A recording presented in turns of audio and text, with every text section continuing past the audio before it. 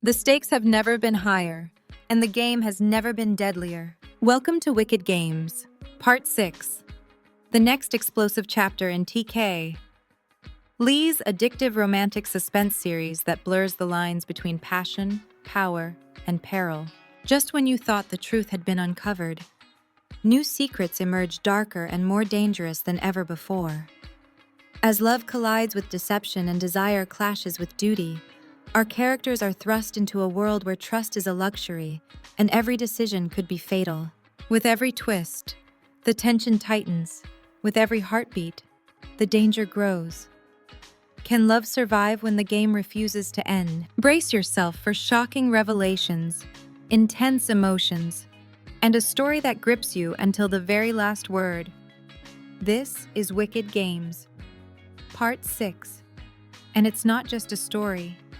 It's a reckoning. Chapter 40. What the hell are you thinking? Chloe Dad hisses, eyes wild, expression frantic. He grabs my arm and yanks me into a quiet corner of the lounge, offering us privacy. Disoriented, I stare at him with my mouth agape, paralyzed, unable to form a coherent thought. What do I say? What does he know? What did he see? Are you trying to ruin his career, he continues, when I don't respond? His life. What is it? He throws up his hands in exasperation. You couldn't pass the class on your own, so you're trying to figure out another way to get a good grade? I should be floored. My father would even suggest that the only way I'd get a passing grade is by offering my body in exchange, but I'm not. He's never understood me. It's always been easier for him to write me off. It's not like that, I argue, my voice trembling. No. Then tell me what it's like. Because from where I'm standing, I can't think of another reason he'd be here with you, other than that you offered him something he couldn't turn down. I care about him. A lot. I should keep my mouth shut, but I'm tired of my father thinking so little of me that I'd stoop to that level. I've put those days behind me. I want to be with him, and he wants to be with me. My father looks at me as if I just told him zombies had overtaken the streets or aliens had invaded the country. Then he paces, running his hands through his salt and pepper hair. When he stops, he shoves a finger in my face. I stiffen, backing up. You cannot do this. That man has worked his tail off, has made a name for himself in this field. I will not let him throw it all away for someone who will never appreciate it. For someone who will toss him aside when something better, someone with a bigger bank account comes along. His father's legacy deserves better than this. Lincoln deserves better than this. I won't toss him aside, I argue, but he won't hear it. He has this idea in his head of who I am, and nothing I say or do will convince him otherwise, which is why I don't remind him that it takes two to tango, that we both accepted this risk together. Even if Lincoln were here trying to accept full responsibility, my father would still find me at fault, insist I've been around my mother too long and learned everything I needed in order to persuade someone to make a decision they normally wouldn't. She was once a powerhouse in politics. After all, she's mastered the art of persuasion, as have I, according to him. You go through life thinking people are disposable, just like your mother. You use people, get what you want, then walk away, leaving them to clean up the mess. I shake my head, my teeth biting into my lower lip, doing everything to reel in my temper, every word he spews like another knife against my flesh. I don't want him to see how much his words hurt, but I've spent too many years pretending his indifference toward me doesn't affect me. You flash a smile, bat your lashes just enough to get them into bed, and that's all they are to you, isn't it? Just a bit of fun? That's how it's always been with you, and that's how it will always be. Hell, that's what got you your promotion. Now it can help you get your degree. Is that right? With each word, my rage increases until it bubbles over. Fists clenched, blood pressure rising. I bellow. I love him. My chest heaves as my voice rings out, everything going still. His jaw snaps shut, his body paralyzed by my admission. What did you say? Exhaling. I lower my voice, my expression relaxing as a small smile builds on my mouth. I love him. I know what you're thinking. I never thought I'd be the type of person to fall in love, either. But I love him. I love how excited he gets when talking about some hard-fought victory at the paper. I love the look that comes over his expression when he's deep in thought, about to figure something out. And I love how he makes me feel more loved than anyone else in my life ever has. I have no way of knowing whether this will work, whether we'll survive. But I want the chance to find out. Dad rakes a hand over his face, his shoulders falling as he realizes this is more than a passing fling. You really love him. He lifts his eyes to mine, searching for any hint of deception. But there isn't any. This is my truth. Lincoln is my truth. More than anything, in a flash, the compassion disappears.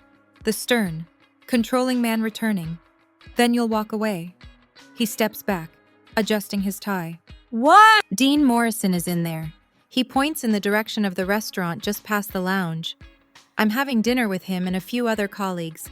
It's lucky I was the one who noticed you two, considering they're all professors at the university. Nausea bubbles in this pit of my stomach, my pulse increasing at the idea that we very well could have been exposed by someone other than my father, who I hope will keep this to himself. Do you want to be the reason Lincoln loses everything he's worked so hard for? The reason he tarnishes his father's legacy? I want to say that Lincoln doesn't see it that way. Tell him all the times he's reminded me I'm worth the risk. But this brings to the forefront all the internal debates I've had over the past several weeks. Hell, months. Can I really ask him to sacrifice nearly 20 years of hard work for me? Will I be able to live with the guilt that will inevitably consume me when I'm forced to watch Lincoln try to find something else he's passionate about? And Lincoln loves his job, loves his career. Am I worth it? Are we worth it? Listen, Chloe. Dad licks his lips, lowering his voice. There's a hint of sympathy and compassion about him. I'll keep this quiet, for now, but it will get out.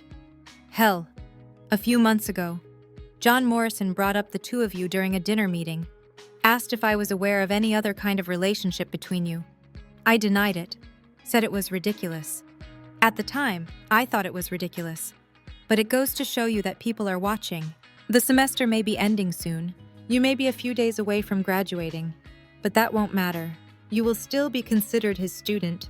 And in a profession such as ours where we need to adhere to the highest standard of ethics, this can destroy any chance he has at teaching, maybe even practicing law. He blows out a breath, shaking his head. Think about whether it's worth it. He holds my gaze for another moment, then turns. I watch as he retreats toward the restaurant. He doesn't need to come right out and say what he really means, whether I'm worth it. This is a man who's always chosen his work over everything else. Over my mother. Over me. Hell, even over his new family. Work has always been his life. His career has always been his life. His one true love. When I was little, I often snuck down the hallway toward his office and would listen to him argue certain issues with whomever he was speaking to on the phone. I'd never seen such passion, such fervor, such intensity, until I walked into that classroom and observed Lincoln. He had that same wild, untamed look in his eyes as my father did. I instantly know the answer, although I fear I've known it all along but didn't want to admit it. I take a minute to pull myself together, trying to find comfort in the fact my father didn't threaten to out us to the dean. Maybe it would have been better if he had. Then I wouldn't have to be the bad guy. But I knew from the beginning this was how it would end. Fairy tales aren't real. I've been fooling myself to think I could have my handsome prince and not suffer the dragon's wrath. On timid steps, I walk through the lounge, the chairs where I'd sat with Lincoln now occupied by another couple who are free to share intimate moments. A brush of a hand, a stolen kiss, a heated stare, but not us. That would never have been us. And I can't ask Lincoln to give up his passion so I can have that. Instead, I give up my passion in order for him to hold on to his. It's not the first time I've had to sacrifice what I want for someone else, and it won't be the last. Chapter 41. By the time I round the corner onto my street, my feet scream for relief, but I welcome the pain. Need it to dull how much it hurt to walk away from Lincoln. I spent the past several hours roaming the streets of Manhattan, wondering if I did the right thing, if I made the right decision. I couldn't even bring myself to read any of his texts or answer any of his calls. Worried I'd crack and allow his assurances to convince me that we can have a future. When my building comes into view, I quicken my steps, wanting to curl up in bed and tune out the world for a minute. But the instant my gaze falls on my front stoop, my heart plummets to my stomach. Lincoln sits on the top step, shoulders slumped, hair disheveled, forearms resting dejectedly on his thighs. It's nearly 3 a.m. How long has he been here, I thought by now. It would be safe to come home. I guess I was wrong. What else have I been wrong about tonight? I consider retreating on the off chance he hasn't noticed me. Then he lifts his weary, tired eyes, as if he has some sixth sense where I'm concerned. I've never seen him so distraught, so uncertain, so lost. My lips part. I want nothing more than to apologize, offer him the comfort he deserves. Maybe if I hadn't been so greedy, been more understanding of our predicament, he wouldn't have felt the need to take me out somewhere we could be spotted. Lincoln, Was it too soon, he interrupts. I furrow my brow. It was too soon, wasn't it? He bites his lower lip, a pained expression on his face as he pinches the bridge of his nose. I knew it was. That's why I didn't tell you weeks ago. I wanted to tell you the night I found you struggling with your mother, because I knew back then how I felt. Probably before. There never seemed to be a good time. So I figured, fuck it, I'll just tell her. But, apparently, you weren't ready to hear those words. I blink repeatedly, trying to piece everything together. He thinks I ran out on him because he told me he loved me. Of course, he has no idea my father saw us. All night, I'd toiled over what to say to convince him this is the way it needs to be. If he learned my father knew about us, that the dean was suspicious, he'd quit tomorrow. He said himself it'll take a lot more than the risk to his career for him to walk away. I suppose that's what I need to give him. Holding my head high, I cross my arms in front of my chest, rebuilding the wall around my heart, brick by brick. This was never supposed to turn into this. I gesture between our bodies. His eyes narrow into slits, anger seeping into his expression. What are you saying, Chloe? I shrug nonchalantly, acting as if my heart isn't bleeding on this very sidewalk. Each word I speak, another set of feet stomping all over it. I'm not really a fall-in-love kind of girl. I sidestep him, walking up the stairs so he can't see the truth in my eyes. Says who? He jumps to his feet, his fingers wrapping around my bicep, forcing me to face him. Your father, your mother. The hurt in his words is all-consuming, but I can't let that get to me. Me. That's who I answer with ice in my voice, giving the performance of a lifetime. You're a smart guy. You should have figured out by now that I'm incapable of loving anyone. All I want to do is wrap my arms around him and tell him I don't mean any of this, that I do love him, but love is never enough. I've had a lifetime reminder of that. Love wasn't enough to keep my dad at home. Love wasn't enough to prevent my mom from drinking. And love wasn't enough to keep her clean. No, you're not. I see you're not. His voice turns pleading as he loosens his harsh grip on me. You're just scared. I get that. I'm scared of these feelings I have for you, too. But I'm not enough of a coward to lie about them, to say I don't feel this way about you. I'm not a coward. I push out of his hold, and I'm not lying. I feel nothing for you. So you say, but your actions these past few months indicate otherwise. I shrug. I've just mastered the art of figuring out what men want and giving them that so I can get what I need in return. His Adam's apple bobs up and down in a hard swallow, his lip twitching. And what did you need from me, he asks, although I can sense his reluctance. What do you think, I retort, passing him a demure look. Do you know how many classes I've had to withdraw from because of my mother? I figured I could use a little insurance that, even if I missed too many classes, I'd still pass. That's all you were, an insurance policy. He shakes his head, struggling to form any words. And now that you've turned in my final grade, I don't need you anymore. I jut out my chin, shoulders back, neck exposed, doing my best not to show a single hint of weakness, of vulnerability. of the lump growing in my throat. The words difficult to say. But this is the only way. I need him to hate me. Need him to forget about me. Maybe if I didn't have the past I've had, I'd let him fight for me. But growing up with an alcoholic changes you, just like growing up with a parent who is constantly disappointed in you. You go through life convinced you'll keep disappointing people, that you're not worth their time or effort. Life becomes a constant decision of fish or cut bait, and you always cut bait. It's all you know. It's all I know. And before he asks, his body's shaking, lips pinched tight, stare cold and detached, yet filled with so much hurt and betrayal it makes me want to tell him the truth. What do you mean? Before you learned I was your professor, what did you hope to get out of me? I placed my hands on my hips. I knew who you were in Vegas. I thought you looked familiar. Then it hit me. Lincoln Moore, Associate Attorney for the Times. The same Lincoln Moore who would be my First Amendment professor. The last class I needed in order to graduate. His head continues to shake, every muscle in his body taut. So, if you'll excuse me, it's Friday and the gossip mills are turning. I try to spin from him, but his hand grips my wrist, forcing me back to him. I wince, but he doesn't let go. I watch as his nostrils flare like an untamed bull. I can tell it takes every ounce of self-control not to take his rage out on me further, not to hurt me like I'm destroying him. Why don't I believe you, he growls. Well, you should, but I don't. He tightens his hold on me, the intensity of his quivering muscles causing my arm to tremble, the pain excruciating. But it's a welcome distraction from the ache in my heart. With an anguished cry, he releases me, his entire body seeming to deflate.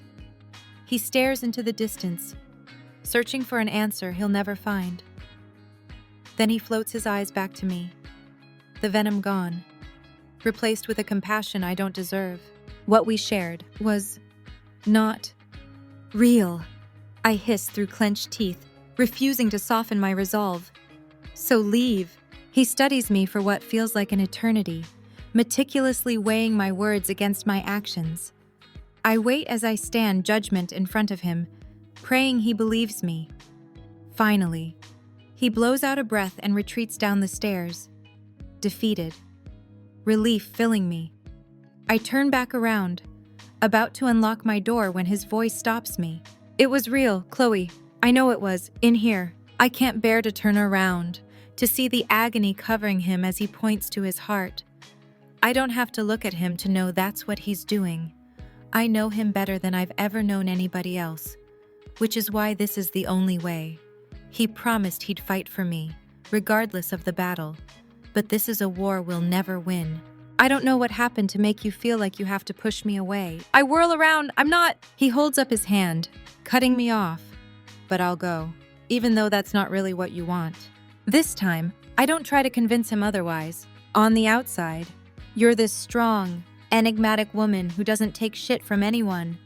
But on the inside, you're still the same broken girl who convinced herself she doesn't deserve to be loved. Until you convince yourself you do. It won't matter how many times I try to tell you I love you. It won't matter how many times I tell you I'd risk it all for you. You'll never think you deserve it. I can't fight for someone who's not ready to fight for herself. His voice catches as he struggles to finish. I can't keep loving someone who doesn't love herself. I swallow hard, wanting to tell him we're at risk of being exposed, that we're no longer protected by that bubble we've survived in. But that would give him hope. And hope is a dangerous thing. These past few months have been proof of that. I know how to love myself. It's you I never loved. Now leave, before I report you to the dean. I storm into my apartment, slamming the door behind me. Chapter 42. Scattered papers and half-full coffee mugs surround me as I work in the early hours of the morning, firing off story after story of the latest celebrity gossip, like I've done every other weekend the past several years. I'm actually grateful for the busy news weekend. It helps keep my mind off Lincoln and how difficult the past week has been, how it feels like a huge part of me is missing. As I put the finishing touches on a column about whether the heiress to a hotel brand is pregnant, based on photos where she's wearing something other than the usual skin-tight dresses. My buzzer sounds. I tear my eyes to my door. a flicker of hope building inside me that Lincoln's here to berate me for being so stubborn. But I know he won't be. I made sure of that. Lifting myself off the couch, I stretch my legs, then move toward the door, squinting through the peephole to see Izzy, dressed in scrubs, standing on the front stoop. It doesn't surprise me. If my buzzer rings after midnight, it's usually Izzy. She's the only one who works stranger hours than me. When I open the door, she enters without so much as an invitation. "So you are alive." She makes herself at home, plopping onto my couch. Yeah. What would make you think otherwise? I follow her, sitting beside her, tucking a leg underneath me. "Oh, I don't know. Evie mentioned you've been distant at work, and Nora said you haven't gone to a single yoga class to taunt her in over a week." She narrows her eyes. That doesn't sound like the Chloe we all love. "It's nothing." I lie with a shrug. Between finishing up this semester, Nora's wedding in just a few weeks, and work, not to mention keeping an eye on my mom, I've been busy. She tilts her head, lips pursed, eyebrows raised, and nothing else. "There's no other reason you're out of it." I meet her eyes, staying strong. Nope. She squints, her analytical gaze sweeping over me. "I've known this woman since we were little. She's the one who first asked if my mom had a drinking problem before I really understood what alcohol was. She's always had an uncanny ability to pick up on things no one else could." Leaning toward me, her voice becomes a low whisper, despite the fact no one is around to hear. "Did something happen between you and Lincoln?" What I exclaim, back straight, eyes wide. "I told you months ago, we cut all ties. Once I learned he was my professor." Yeah. You kept things strictly professional," she mocks playfully. "Apart from the time you almost fucked on the desk in his office, I haven't forgotten about that. Evie and Nora may not be able to see through you, but I can. You've been secretly seeing him." Her gaze traces over my face, then to the rest of my body, as if I'm wearing a giant scoreboard with a tally of the number of times we kissed, fucked, and did other stuff. "I think you've been seeing him for a while now, despite your insistence that there was nothing going on. But something happened." She stares into the distance, chewing on her fingernails as she bounces her legs. Then she looks back to me, her tone a mixture of agitation and excitement. "It was around the time you learned your mom never stopped drinking, wasn't it? It makes sense. Traumatic events always seem to bring people back together, make people snap out of whatever." "Izzy, life isn't a fucking fairy tale. I am not a damsel in distress. And Lincoln is certainly no Prince Charming, unless Prince Charming were into kinky roleplay and spanking. That may be true, but you've never been the Prince Charming type, either. You're more interested in the bad boy who will break a few rules. You can sit here and claim nothing's been going on, but you've been happy." "I'm always happy. Not like this. Hell, look at your hair. You changed it back to your natural color, almost like you finally felt you could be yourself and not put on a front. I don't know who else to be if I'm not myself." "You haven't been yourself since you were 14, she quips without a moment's hesitation, her words surprising me. And she's right, I haven't been. That was around the first time I walked into my mother's bathroom and found her passed out, head on the toilet, a mixture of vomit and spilled wine staining the tile. I forget how many times I slipped in it as I attempted to clean the room, then move her to her bed. My mother's no bigger than I am, but that night, she felt like she weighed a ton. It took hours, but I was finally able to get her into bed. The only thing that pushed me forward when I was ready to give up was my fear that my father would learn the truth and petition for custody of me. But lately, I've seen a more carefree Chloe." She continues. She rests a hand on my bicep, and I shift my gaze toward hers, doing my best to keep it together when I've spent the past week on the brink of a complete breakdown. I can't help but think Lincoln had something to do with that. Am I right? I look to the ceiling, chin quivering, eyes welling with tears. I've been through a lot of shit in my life and never cried, never showed emotion. But Izzy's sympathy pushes me over the edge. After what I did, I don't feel like I deserve it. Maybe. It's all I can manage to say before the dam bursts. "Oh, Chloe. Her arms are around me in an instant, all the tears I've kept at bay rushing forward. But Dad saw us, I choke out, soaking her shirt that's covered with SpongeBob SquarePants. He said I would destroy Lincoln's career if I stayed with him. I pull back, swiping at my cheeks. And he's right. If people found out about us, it would end his career. Any relationship, present or future, would forever be tainted by our past. She holds me at arm's length, her dark eyes brimming with hope. I may not know Lincoln that well, or have a full picture of what was going on, but he must have known the risk going in, and he must have been willing to take that risk. He was...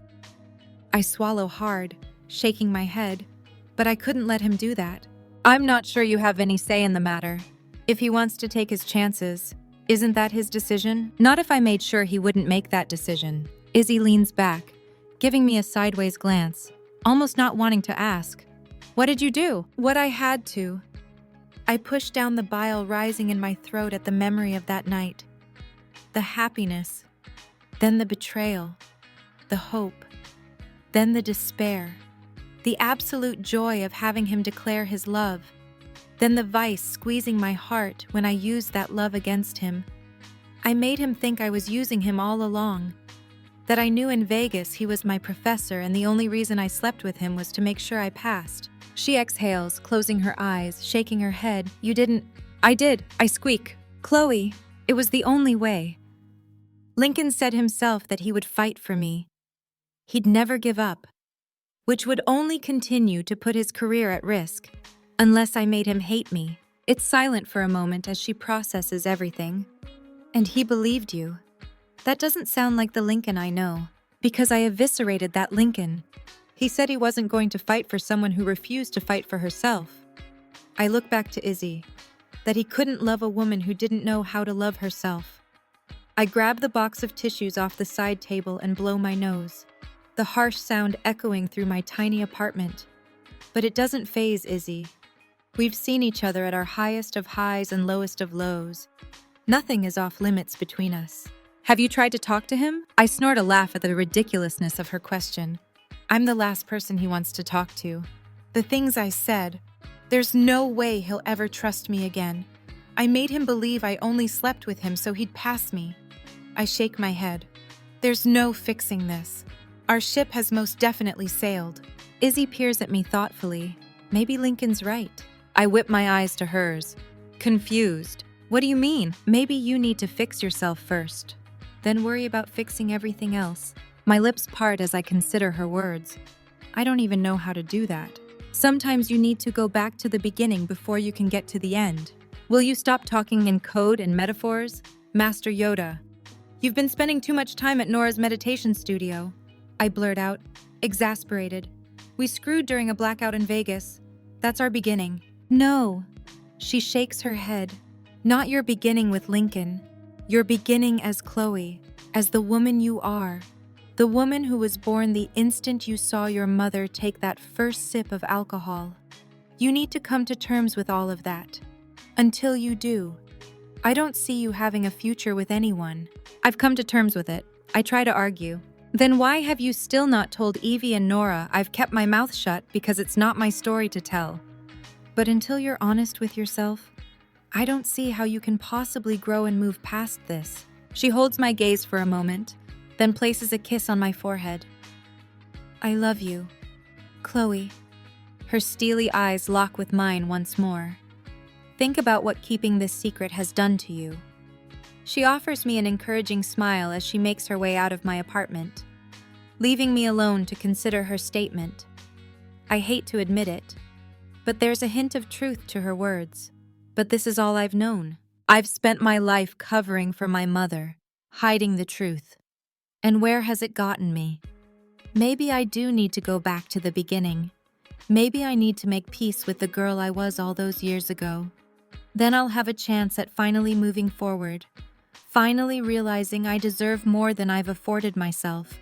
With a fresh cup of coffee in hand, I open a blank document on my laptop and do the only thing that's brought me peace most of my life.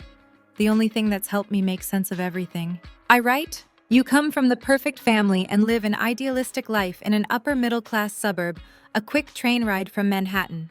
Both your parents are successful. Both your parents are happy. Or so you thought. Then your father starts spending more time at the office, sometimes not coming home at all on the weekends. You're not sure of the reason. Mom says it's because he just got a huge promotion.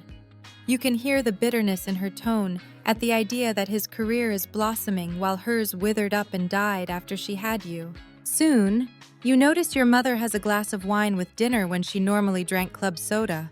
One glass turns into two, which soon turns into an entire bottle. Then two. You wonder if that's normal. You want to ask your dad, but you're worried how he'll react.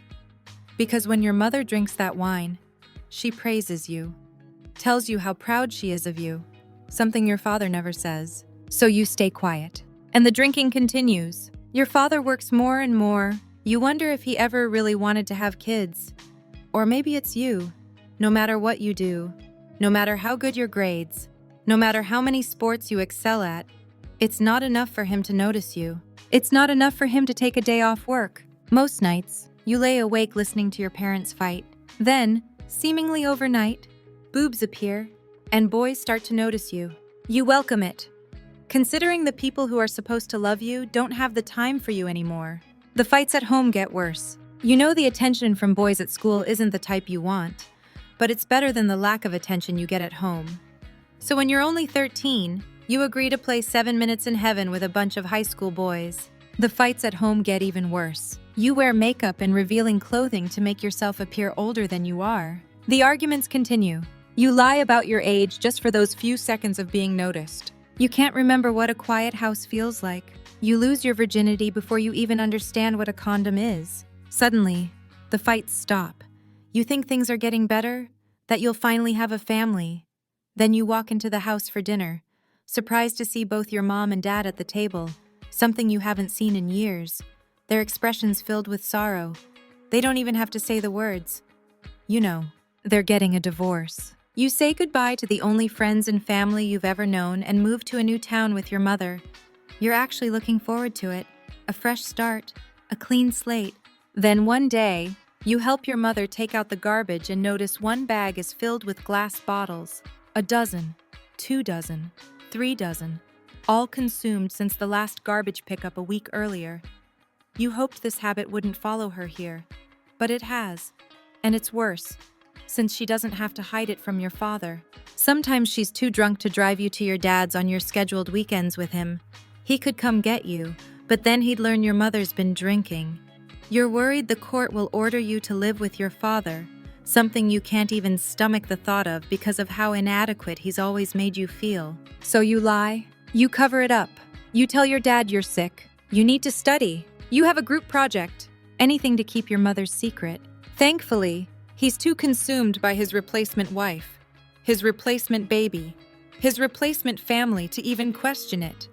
He actually sounds relieved when you can't come, which only solidifies your original thought that you've never been anything but a burden. Somehow you make it through high school. All those hours you lay awake studying to make sure your mother didn't choke on her own vomit means your grades are good enough to get a scholarship to a decent 4-year school.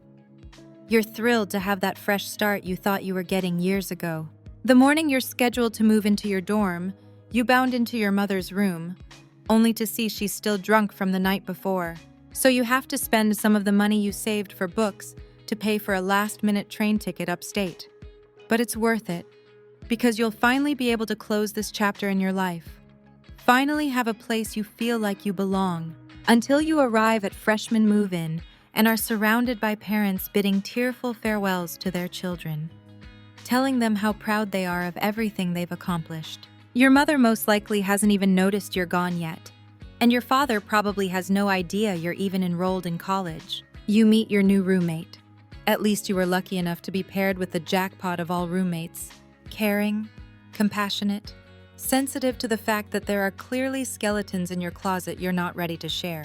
For a while, things seem to get better. You can focus on excelling and proving to everyone you can be successful. You can leave behind your somewhat promiscuous adolescence and become who you were always meant to be. You can fall in love until you learn your mother lost her job because of her drinking. There's no one else she can turn to, so you do the only thing you can in order to save her from losing the house, the only anchor you feel you have in your life. You ask your father for help, except you don't tell him the exact reason, just that you've decided to leave college. Of course, he accuses you of never finishing anything you start. He has a point, but you don't dwell. You thank him when he says he'll call in a favor to see if he can get you a decent job, or at least one that will pay a little more than the local Starbucks. So you go to work as a receptionist at a women's magazine. You're starstruck the first time a famous actor walks in, even more so when he shamelessly flirts with you. With all the drama at home, you welcome the attention. It helps take your mind off the fact that you're not able to get your mother the help she needs. She promises she's trying to get clean. You have no choice but to take her at her word, the pile of bills preventing you from babysitting her. Your low-paying job isn't enough to afford rehab. You can barely pay the mortgage, but you refuse to let her lose her house. That may only make her drink more. So you find a second job as a cocktail waitress, as ironic as that is. The tips are good, but the stack of bills gets even higher. You realize you won't be going back to school anytime soon. You turn on the charm because it increases your tips. One night, a man with a designer suit and a Tag Heuer watch walks in. You make sure you're the one who takes care of him. When he leaves you a $100 bill for a $20 scotch, you turn on the charm even more to show your appreciation. He mistakes the appreciation for interest and invites you back to his hotel. You say you can't, that you have to get up early for work in the morning.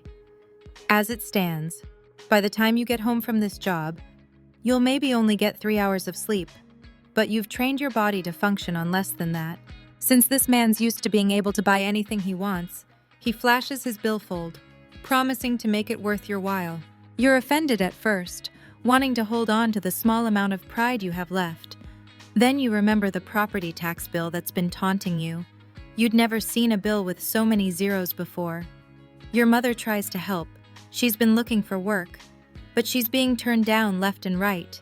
Jobs she's overqualified for won't hire her because they want someone who won't quit after a few months for something better. Jobs she is qualified for won't go near her because word travels fast in her industry. So, instead of declining the man's offer, you ask where he's staying. You almost turn back nearly a dozen times. You try to convince yourself you don't need to do this, that you'll find another way. But the fear of losing the house pushes you forward.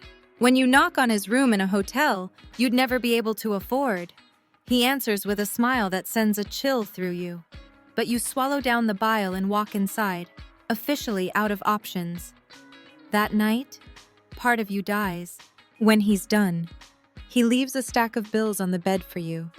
It takes everything inside you not to break down and cry. You dress quickly and leave, not looking back. You tell yourself you'll never do that again, that there's another way. Then your mother's house is foreclosed on, despite all your efforts to keep it, and you move into a tiny studio apartment in an area of town where you're scared to fall asleep, but it's all you can afford at the moment. So you turn on the charm once more. Some men are interested in more of a girlfriend experience, so that's what you give them. Some just want to have fun for a night, so you oblige. They bestow you with cash and gifts, jewels, shoes, purses, all things you can sell to pay your bills and hopefully save enough money to move into a better place, a nicer place, a safer place. Finally, the clouds seem to part when you come home one day and learn your mother got a job. A good job. You want to burst out in tears at the relief of not having to sell your body anymore.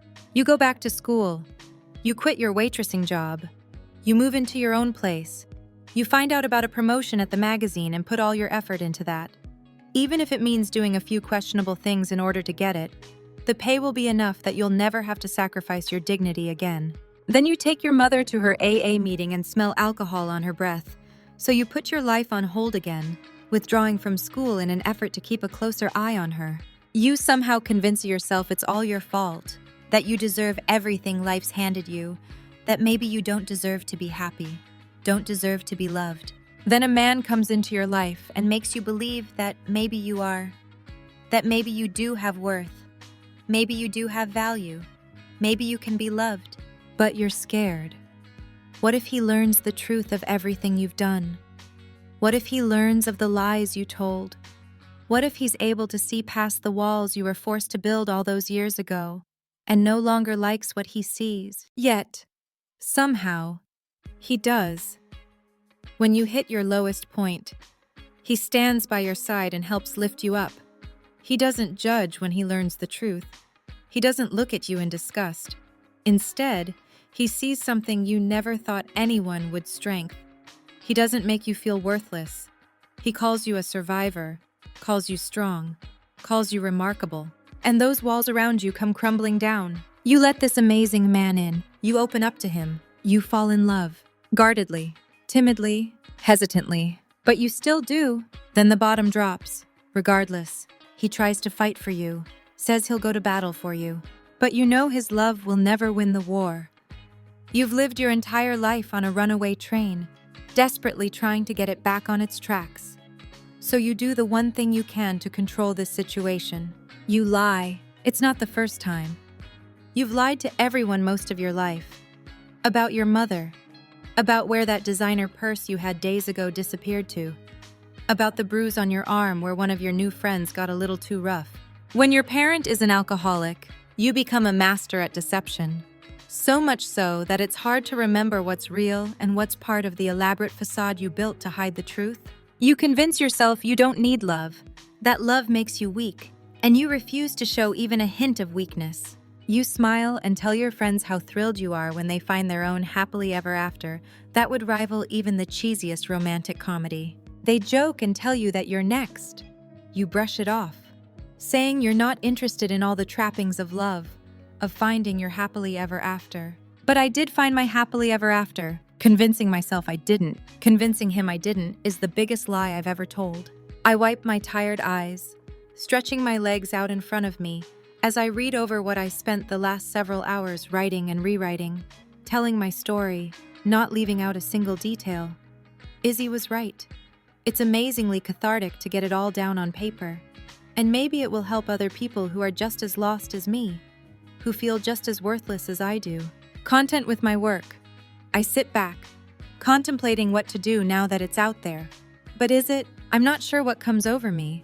Whether it's lack of sleep or the peaceful glow filtering into my apartment in the pre-dawn hours. But I open up my email and attach the document, then type a message. To Evie Fitzgerald, from Chloe Davenport, subject maybe. Hey, E, think Viv would want to run this in next month's issue instead of the piece on the best celebrity Instagram accounts. See, I hesitate, my finger about to click on the send button. Once I do, my friends will know all my secrets. After these past few hours of soul searching, it doesn't seem the cataclysmic event I once thought it to be. So I click, listening to the whooshing sound as the email flies into cyberspace. A part of me regrets being so rash. Until Evie and Nora appear on my doorstep before 7 in the morning, tears in their eyes. When they wrap me in their arms without a single ounce of pity or judgment, I'm confident this is the right path, that this is what I need to do to move forward, to turn that page on a new chapter in my life, even if Lincoln's name doesn't appear on any of them. Chapter 43. A sea of black robes fills the lobby of a state-of-the-art theater, a post-graduation reception underway. Of course, this wasn't the official ceremony, just one the journalism department puts on for its students, a more private affair honoring a few hundred graduates instead of the university graduation, which has several thousand. I'd been uneasy about the prospect of attending. I'd planned on foregoing walking during my graduation ceremony altogether, not wanting to run into Lincoln. But my friends reminded me of all the obstacles I'd faced in getting to this point. I needed to do this. That still didn't stop me from nearly turning around and leaving a dozen times as the graduation coordinator had lined us up, unsure whether I could enter the auditorium and face Lincoln. Thankfully, he wasn't among the rows of faculty members on stage. With the ceremony over, I make my way through the lobby packed with people in the post-graduation celebration, searching for my friends and mother, which proves difficult due to my height. my path obstructed. I place my hand on the shoulder of a tall man in a suit in order to get his attention so I can squeeze through.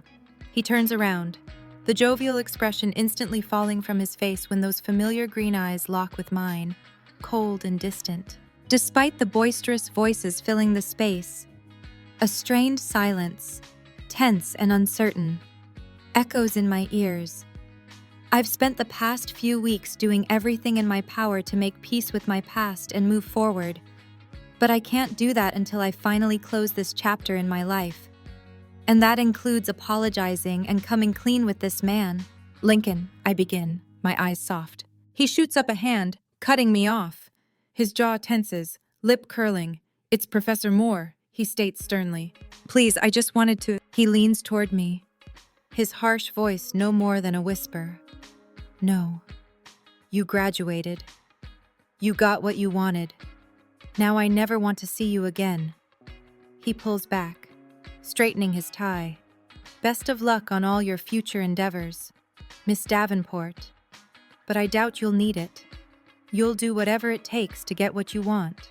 His biting words sting as they linger between us. Then he turns, the crowd seeming to part to allow him passage.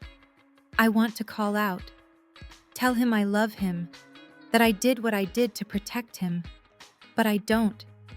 He wouldn't believe me anyway. Every action has consequences, and these are the consequences of my own actions. Ones I'll have to live with the rest of my life. Swallowing hard through the lump in my throat, I plaster a smile onto my face, continuing through the lobby, relieved when I see all my friends waiting. You did it, Evie says, hugging me enthusiastically.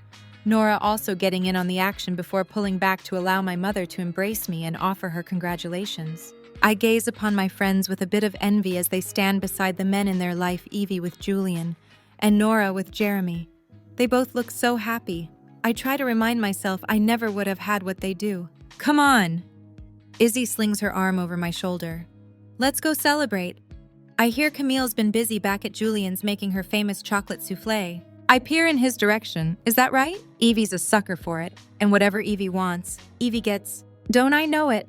I roll my eyes, following my friends out of the building. Once we're out of earshot, Izzy leans into me, whispering, You okay? Never better.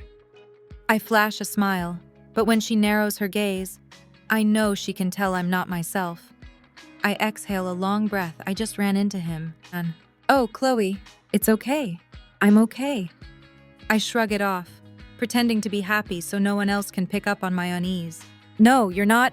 I meet her eyes, I know, but I have to believe, in time, I will be. After we've all stuffed ourselves with the delicious meal Julian's housekeeper, Camille, prepared, my mother clinks her fork against her glass, then stands from the table. At first, I was hesitant to agree to have any champagne here, but she insisted she didn't want to ruin any more special moments in my life. I should be able to celebrate my college graduation with a glass of champagne if I wanted, and to my surprise, she hasn't even looked twice at a glass, drinking club soda instead. It's not every day you can stand up in front of your daughter and all her wonderful friends to celebrate everything she did to overcome adversity and graduate college. I smile, grateful there are no jokes about it taking me 10 years, like there would be with my father. But my mom knows the truth now, knows I dropped out to try to keep a roof over her head, keep her from becoming a statistic. You are a remarkable young woman, Chloe, and I'm honored to be able to call you my daughter. You may think this isn't a big deal, that it's just a piece of paper, but it's so much more than that. You've proven you'll never give up on your dreams, that you'll fight for them and achieve them, regardless of how long it takes. She lifts her glass. Everyone at the table following suit. Congratulations. Everyone repeats the word as we all clink glasses. On that note, Nora begins excitedly. Here.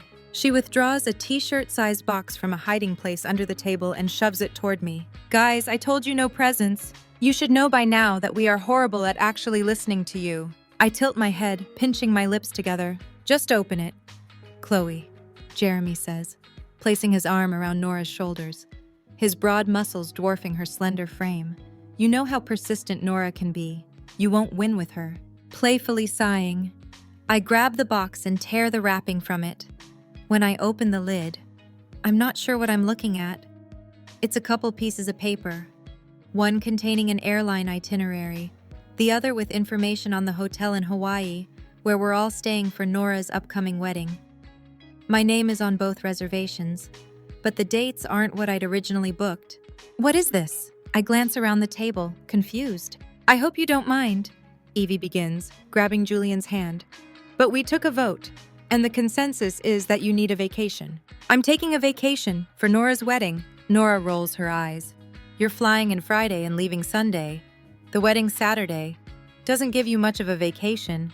I lower my eyes, not wanting to tell her it's all I can afford. So we took it upon ourselves to change your flight and your hotel, Evie explains.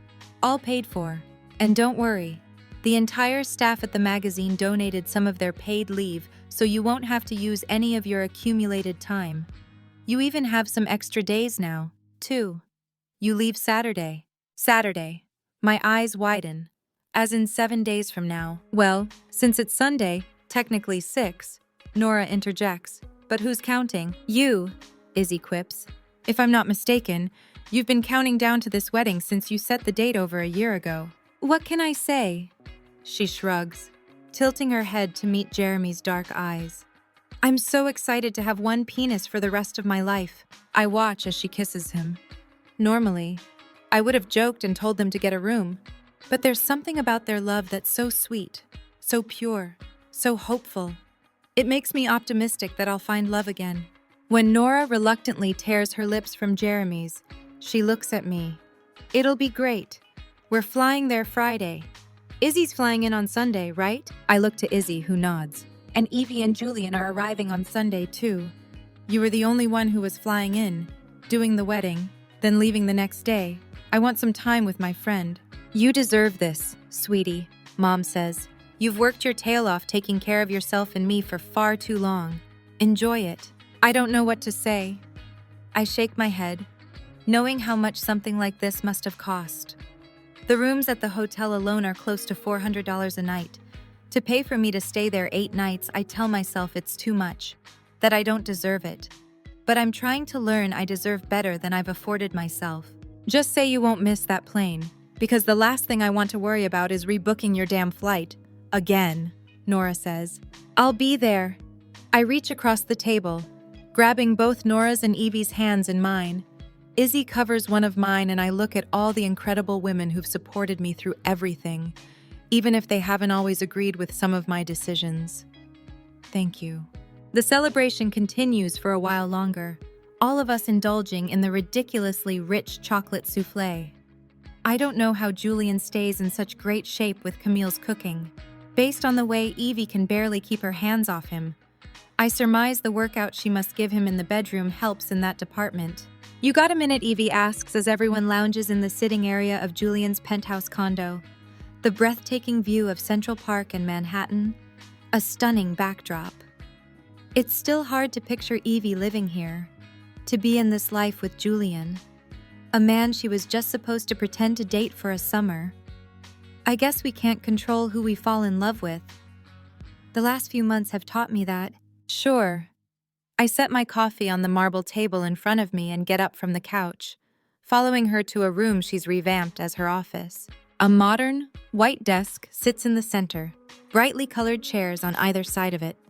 The walls are lined with framed photos of various important editions of Blush, including the first one that listed her as assistant editor. She's come a long way from being the sex and dating columnist we all read for a quick laugh. I suppose I have, too. What's up? I ask as she walks to the desk and retrieves a large envelope. She faces me, chewing on her lower lip. Don't get mad. I eye her skeptically. When you start out like that, I have a feeling I might... I know, She blows out a breath. I really think you need this. She hesitantly extends the envelope toward me. I stare at her, unsure I want to know what's inside.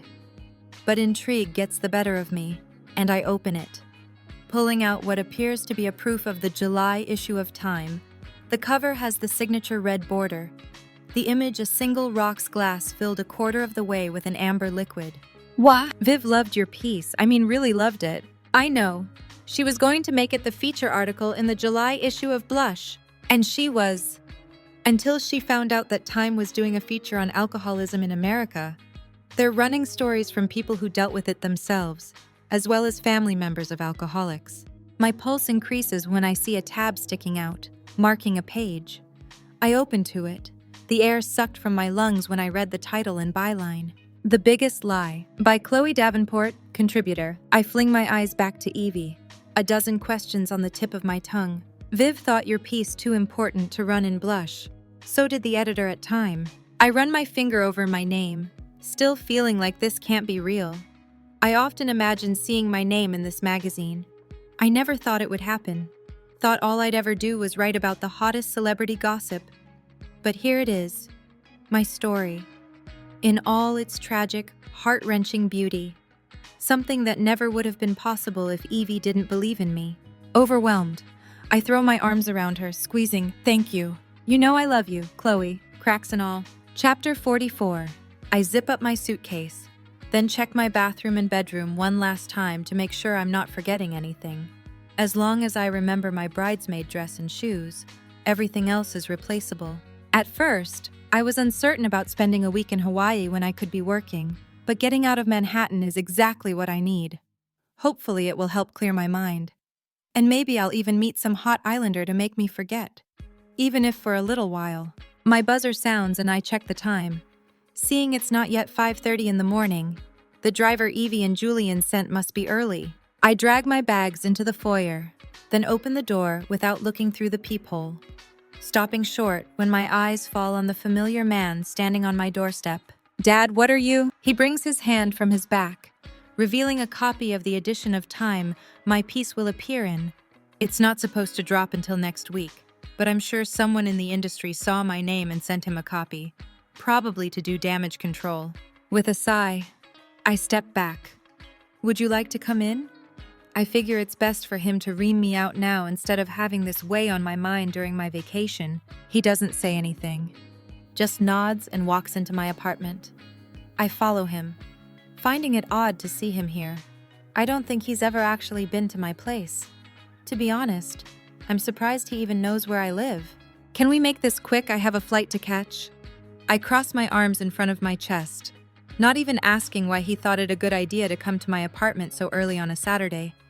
Based on the fact that he's dressed in a suit, his tie loosened, his eyes bloodshot, he's probably been at the office all night working. As always, he parts his lips, but words don't come right away. I furrow my brow.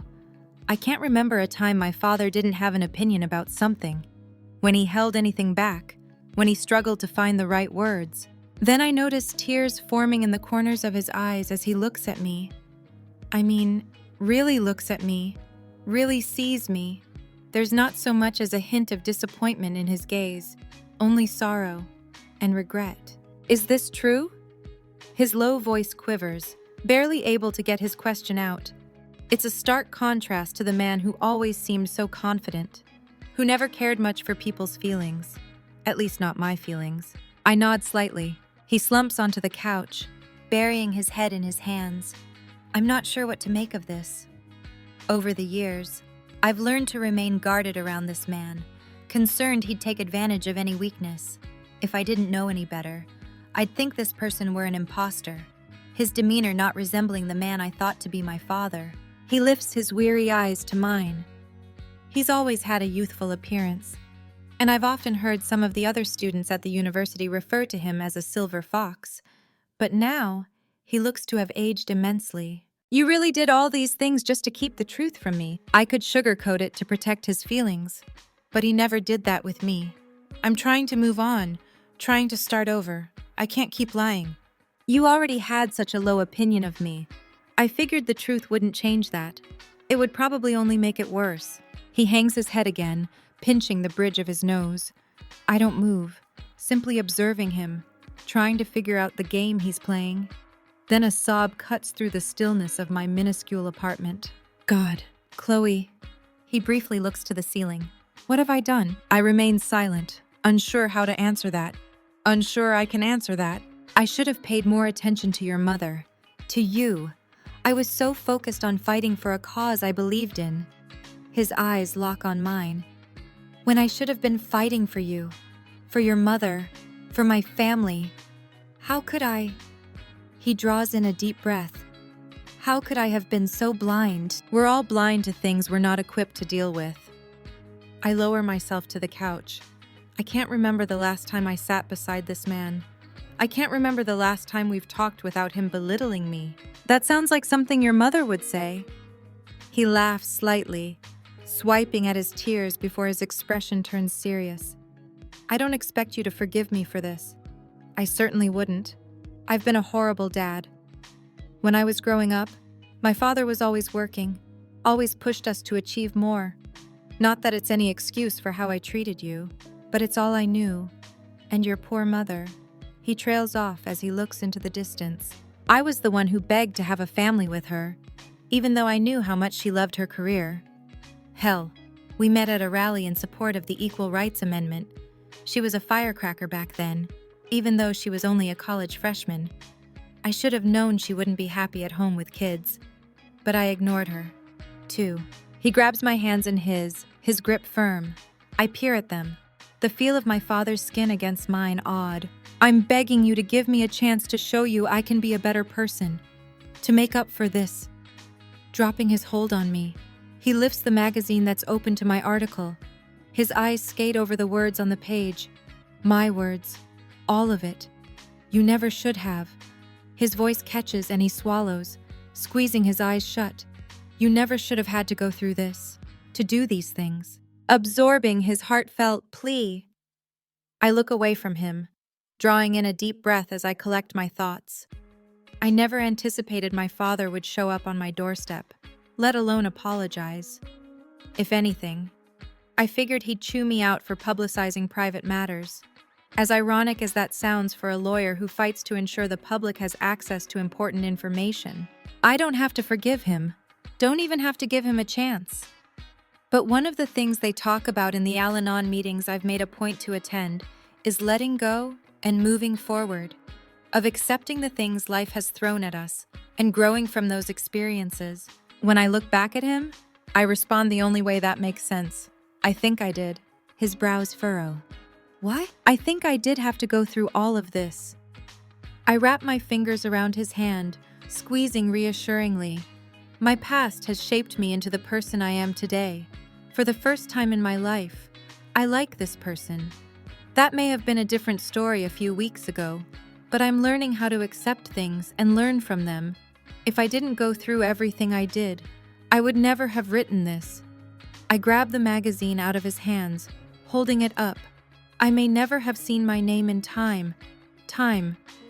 That's just, I don't even have the words. He smiles, then wraps his arm around me, pulling me against him. I thought it would feel awkward, but it doesn't. I inhale, the familiar spicy scent reminding me of my childhood. I think you would have found your way there eventually, sweetie. He kisses the top of my head. Thanks, Dad. We have a long way to go to bury the past, and some days will be harder than others, just like with my mother. But it's nice to know he finally realizes his approach to parenting has been anything but healthy. I just want you to promise me something, I say, pulling out of his embrace. Anything. I pinch my lips together, pausing. Stop working so much and get to know Midge. She's a really great kid. A smile covers his mouth, his eyes sparkling. I can do that. And if she doesn't want to ride a horse, or learn archery, or do fencing, or any of the other ridiculously snooty sports you signed me up for, listen to her. Kids should be able to kick a ball up and down a field instead of stab a sword into their opponent. You got it. No snooty sports. Good. It's silent for a moment before he speaks again. I'm sorry for what I said to you the last time I saw you, the night. It's okay. Like you said, it never would have worked. He would have always been my professor. He would have had to sacrifice too much to be with me. He pulls me against him again, holding me like a father who really loves his daughter. Deep down, he probably always has, but just showed it in a different way. If he's smart, he'll sacrifice it all, just like I should have years ago. Chapter 45. I lean my forearms against the railing of my oceanfront room, inhaling the fragrant Hawaiian air, the crash of waves sounding from mere yards away. A breeze picks up, blowing my hair in front of my face, and I relax, exhaling a satisfied sigh. This is exactly what I needed. Fresh air, ocean waves, stunning scenery. I can't remember the last time I've taken a day off to enjoy myself. Now I have 10 days to myself, having been ordered by my boss not to pick up my phone or answer an email until I'm back in the office. I'm not sure what to do with all this free time. A knock on the door interrupts my moment of serenity, and I tear my attention away from a few well-built surfers, their glistening bodies bobbing up and down as they wait to catch a wave. I retreat into my home, leaving the sliding glass doors open to allow the ocean air inside. When I pull back the door to my room, I'm instantly assaulted by an excited Nora, who practically tackles me to the floor. "You're here. This is really happening, isn't it?" I hug her back, laughing. When I first landed at the airport less than an hour ago, I wondered if this was a mistake, if I would have been better off staying in New York a little longer.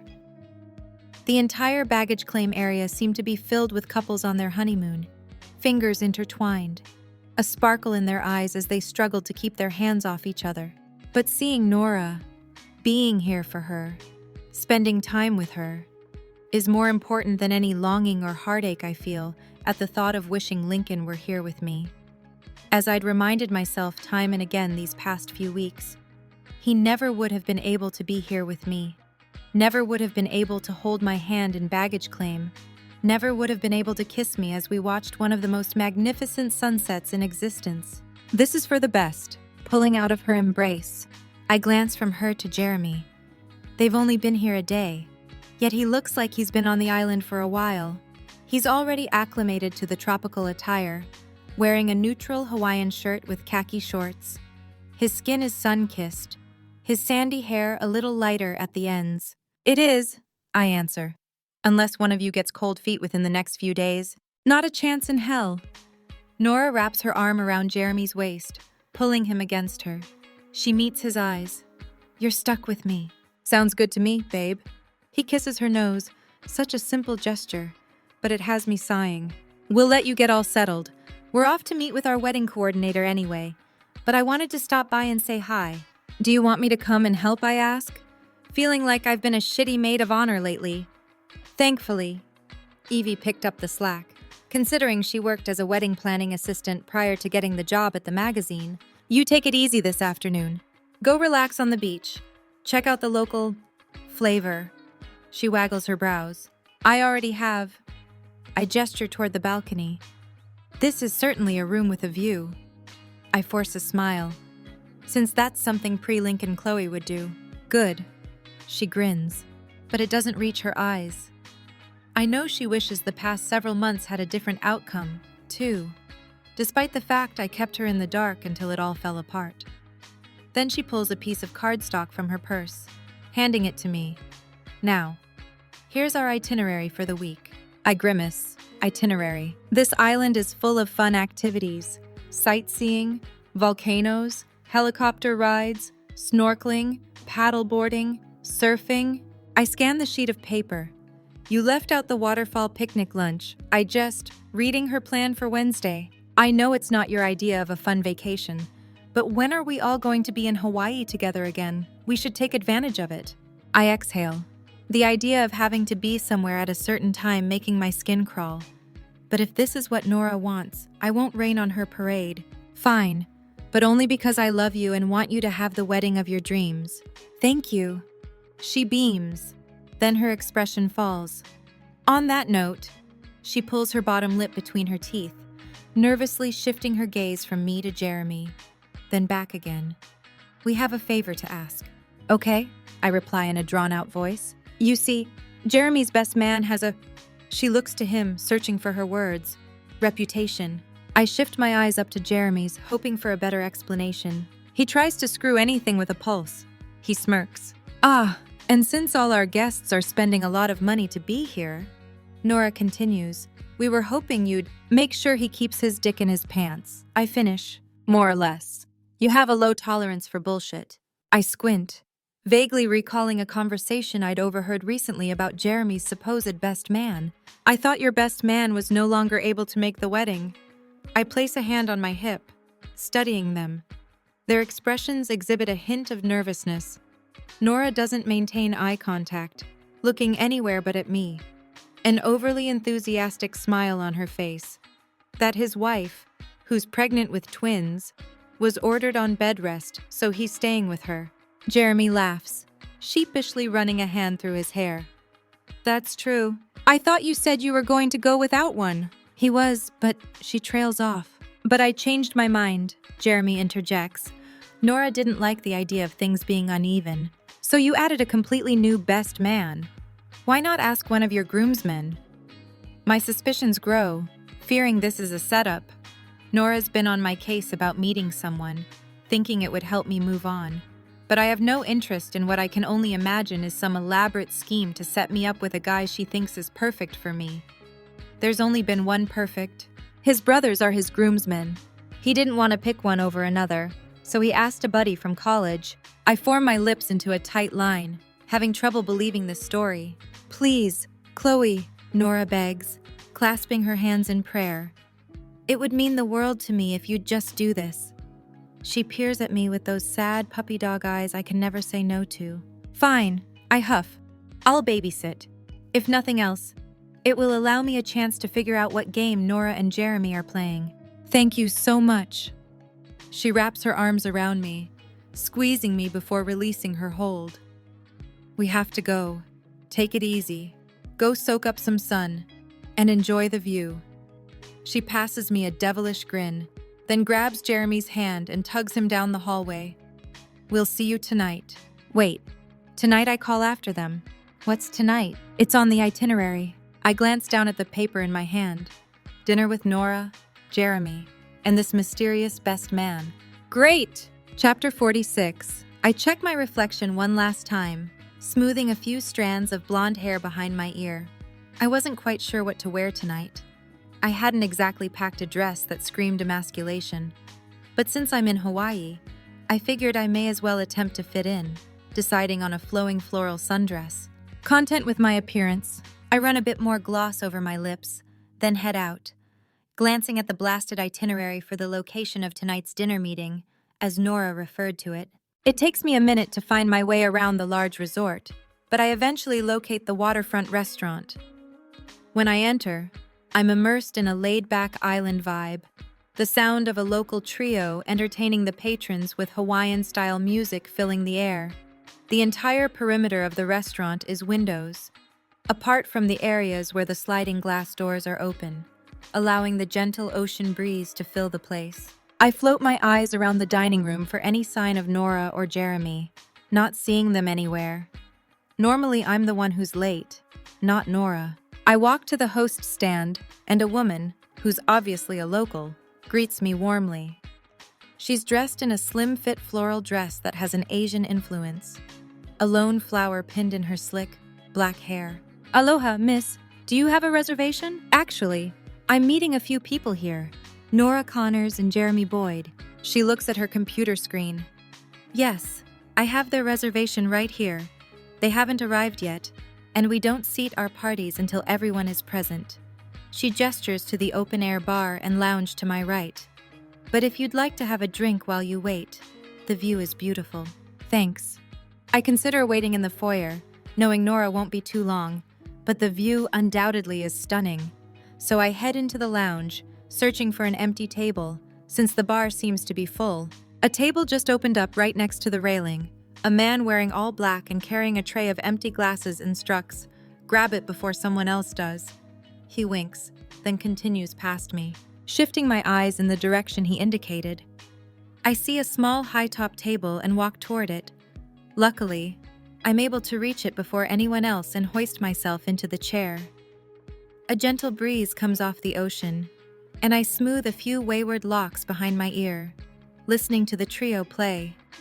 The sky is an impressive mixture of orange, pink, and red, the hue unlike any I've seen. Couples walk hand in hand on the white sand, stealing a few kisses as dusk sets in. I can't help but sigh.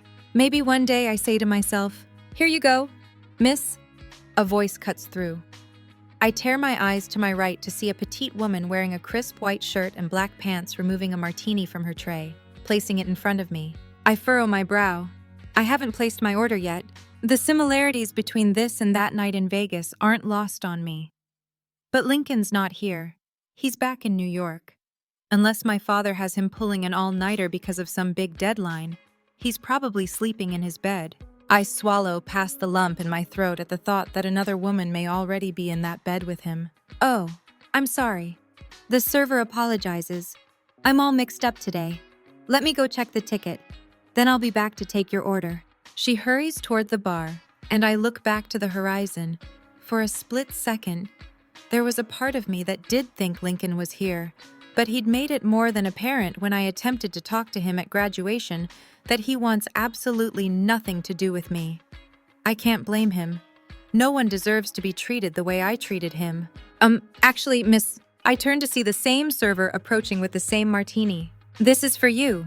A gentleman saw you walk in and asked the bartender to send it your way. A gentleman. I look past her, searching the bar, holding out a twinge of hope that I'd see a familiar silhouette standing there when, in reality, it's probably just some overweight man wearing a gaudy floral shirt who's going through a midlife crisis. Suddenly, her gaze widens and she backs away, leaving the martini. I took a guess at what kind of vodka you'd prefer. A deep rumble sounds. Paralyzed.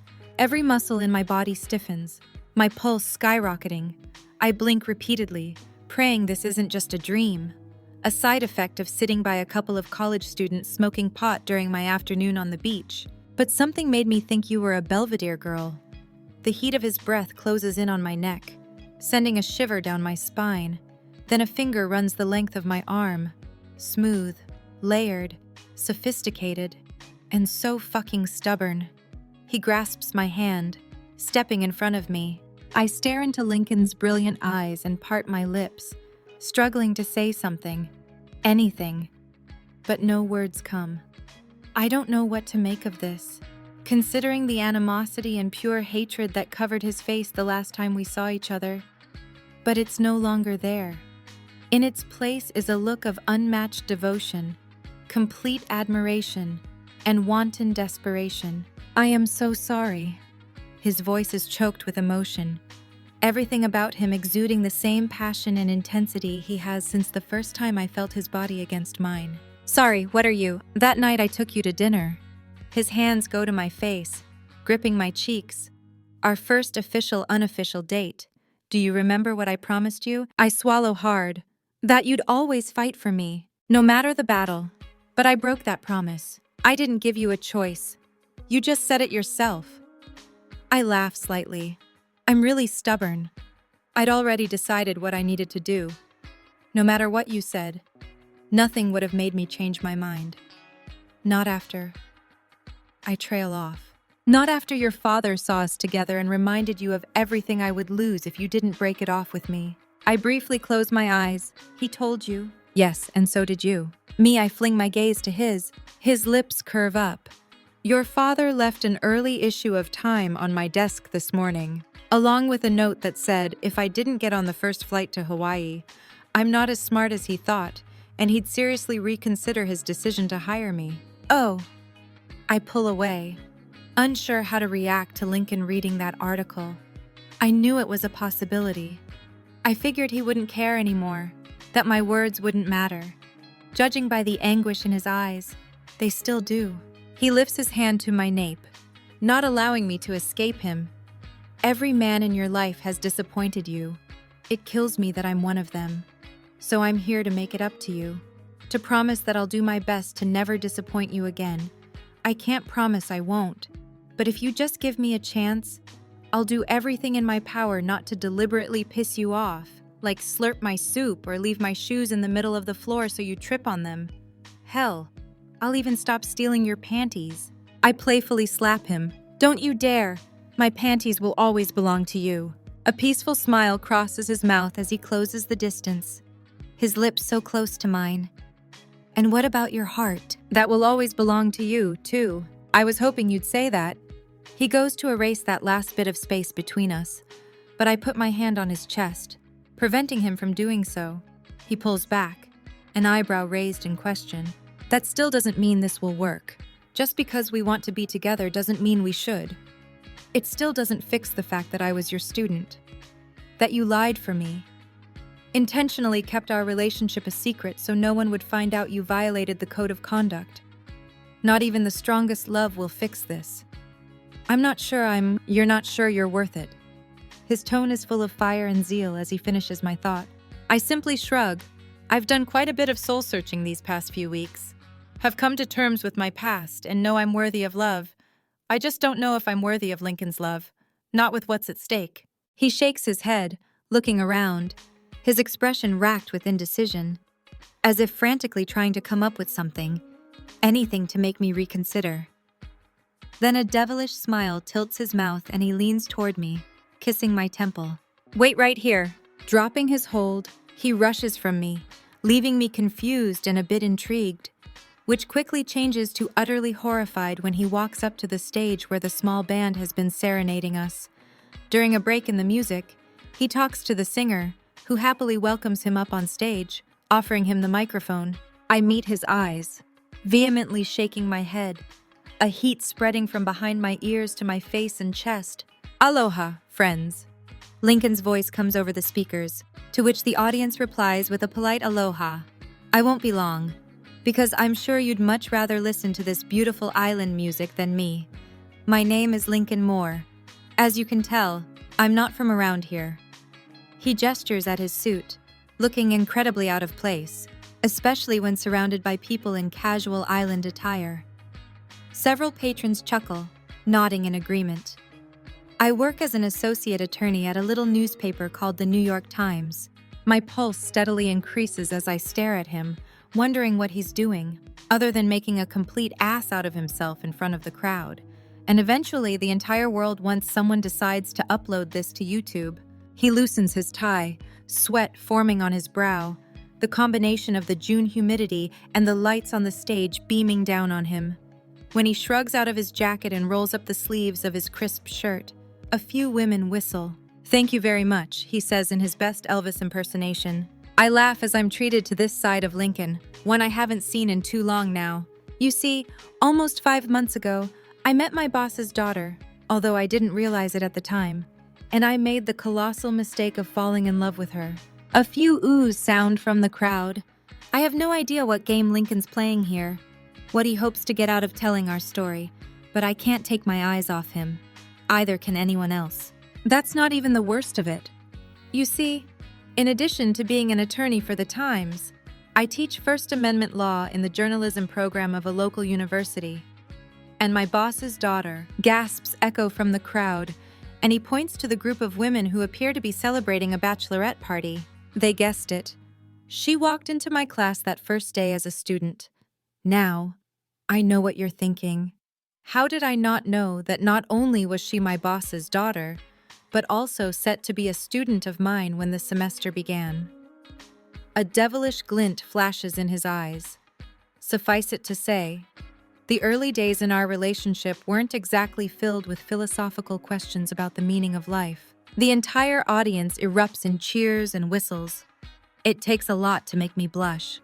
But as his gaze catches mine and he winks, causing nearly everyone to turn in my direction, my cheeks heat even more. But it's one of the most fulfilling and satisfying feelings I've ever experienced. That's her, ladies and gentlemen. He jumps off the stage, heading toward me, the woman I am madly in love with.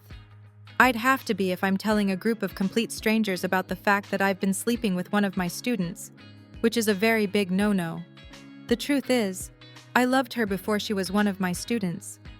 His voice becomes sincere as he approaches, his eyes trained on mine. He smiles a small smile before addressing the crowd once more. But the problem is, she doesn't think this will ever work. In some respects, she's absolutely right. Our love was doomed from the beginning, like Heathcliff and Catherine, Romeo and Juliet, except for the suicide part. Jack and Rose, an enthusiastic young woman, adds. Lincoln turns around, finding her in the crowd. We all know there was room on that plank, so that wasn't a doomed relationship, it was murder, or, at the very least, negligent homicide. The crowd's roar of laughter echoes against the still night air. When Lincoln turns back to me, his voice grows sincere, like Orpheus and Eurydice. A small breath escapes my mouth. "Do you remember what Orpheus's problem was?" he asks softly. I nod, pulling my bottom lip between my teeth to stop my chin from quivering. He looked back. I barely managed to say, "He looked back." He repeats, "Something I refuse to do. Not where you're concerned. I only want to look forward. Nothing that happened before this moment matters. But what, you still don't believe you're worth the risk?" He steps back, spreading an arm and turning in a slow circle. "What do you think I'm trying to prove to you, that you are worth the risk? Do you think I care about my job as much as I care about you?" I wish I could give him the answer he wants to hear, but it's not that easy. Despite this incredible gesture, getting on a plane, flying halfway around the world, making a scene in front of all these people, it's hard for me to trust blindly, to put all my faith in someone's words. Nearly 30 years of experience has taught me otherwise. He brings a hand to my face, and I melt into his touch. "What do you need me to do to prove it to you, that you're all that matters? That no matter what happens, my life will be full as long as you're by my side?" He swipes a tear from my cheek. "I know what life's like without you. And I mean really know what it's like. I can survive without my job, without my apartment. Hell, I'd even give up my season tickets to the Mets." "You can't do that." I sniffle. "You'd probably have to pay someone to take them off your hands instead of the other way around. It's a terrible business decision." The crowd breaks out in laughter, and I join them. My emotions a wild pendulum. One minute I'm crying, the next I'm laughing through my tears. "See, Chloe, we're still good together. We still make sense. That hasn't changed. What do I have to do to prove that you deserve that fairy tale? I've already declared my love in a way that would put any cheesy romantic comedy to shame. What more can I do?" At that instant, the band begins playing the opening chords of Hawaiian Wedding Song, apparently thinking this moment required background music. "Please, Chloe," Lincoln murmurs over the opening verse of the classic Elvis song. "If I have to sing to get you to be mine, I will." My eyes widen, horror crossing my expression. "You wouldn't?" "For you, I certainly would." Before I can stop him, he takes over the vocals, his hand wrapping around mine. The crowd erupts in applause and cheers that would probably rival if the real Elvis had come back from the dead and were here singing to me. I'm surprised he even knows the lyrics to this song. It's not exactly one you hear on a daily basis, unless you watch Blue Hawaii on repeat. I cover my mouth with my free hand, laughing, crying, then laughing again. This isn't the kind of thing that happens in the real world, is it? At least not in my world. I was never the type of girl who necessitated a call from a guy the next day. And here is this amazing, incredible, sophisticated man, singing horribly out of tune in front of dozens of people, passers-by on the beach stopping to listen and watch the scene with interest. "Just kiss him already," a woman shouts over the melody. "If you don't, I will," another voice calls out. I shift my eyes, shaking my head at the man toasting me with his Mai Tai. Lincoln gives me a questioning look, but when I don't do anything, he only sings louder. While Lincoln Moore has many talents, singing certainly is not one of them, but that doesn't stop him. As I listen to him sing the lyrics, begging me to promise to be his forever, my heart is on the brink of bursting. All I've ever wanted was to feel like I had value, had worth. Maybe I do deserve the over-the-top romantic comedy ending. Jumping off my bar stool as he fumbles through the Hawaiian words, I clutch his cheeks, bringing his face toward mine. "Oh, just shut up and kiss me." His lips kicking up in the corners, he allows the microphone to fall to the table. With pleasure, he yanks my body hard and firm against his as his mouth slams against mine. Thunderous applause erupts around us, but that only makes him kiss me deeper. He curves into me, dipping me slightly, his hand running along the contours of my frame as our bodies mold together. His tongue swipes against mine, exploring my mouth like it's the first time. And that's what this is, our new beginning, one we both deserve. When he slowly pulls back, I'm met with his breathtaking smile. "Did you kiss me just so I'd stop singing? or because you want to give us another chance. Running my fingers through his hair, I relish in the sensation of his coarse locks, something I've craved so much over these past few weeks. I never had a chance with you, and I never had a chance with you. He brings his lips back to mine. And I did want you to stop singing, I add with a smile. I think I heard a few dogs howl on the other side of the island. His deep chuckle echoes in the air, filling me with warmth. Before I know what's happening, his arms snake around me and he lifts me into a cradle hold. Lincoln. I playfully swat at him as he makes his way through the lounge, people clapping and cheering as the band transitions into a Hawaiian version of Over the Rainbow. Put me down, I'm meeting Nora, Jeremy, and a best man who can't keep his dick in his pants. He arches a single brow. I gasp, putting the pieces together. That was you. What can I say? He stops walking as his feet hit the sand of the beach, and he slowly lowers me, yet keeps a firm hold on me. I figured if I was going to give you the cheesy happily ever after you claim you don't deserve, I needed backup. I was worried you wouldn't hear me out if I just showed up, especially with the way I treated you the last time I saw you. So you had my friend lie to me. I give him a playful look of disapproval. It was Izzy's idea. Anyway, I'd like to consider it more like an alternate version of the truth.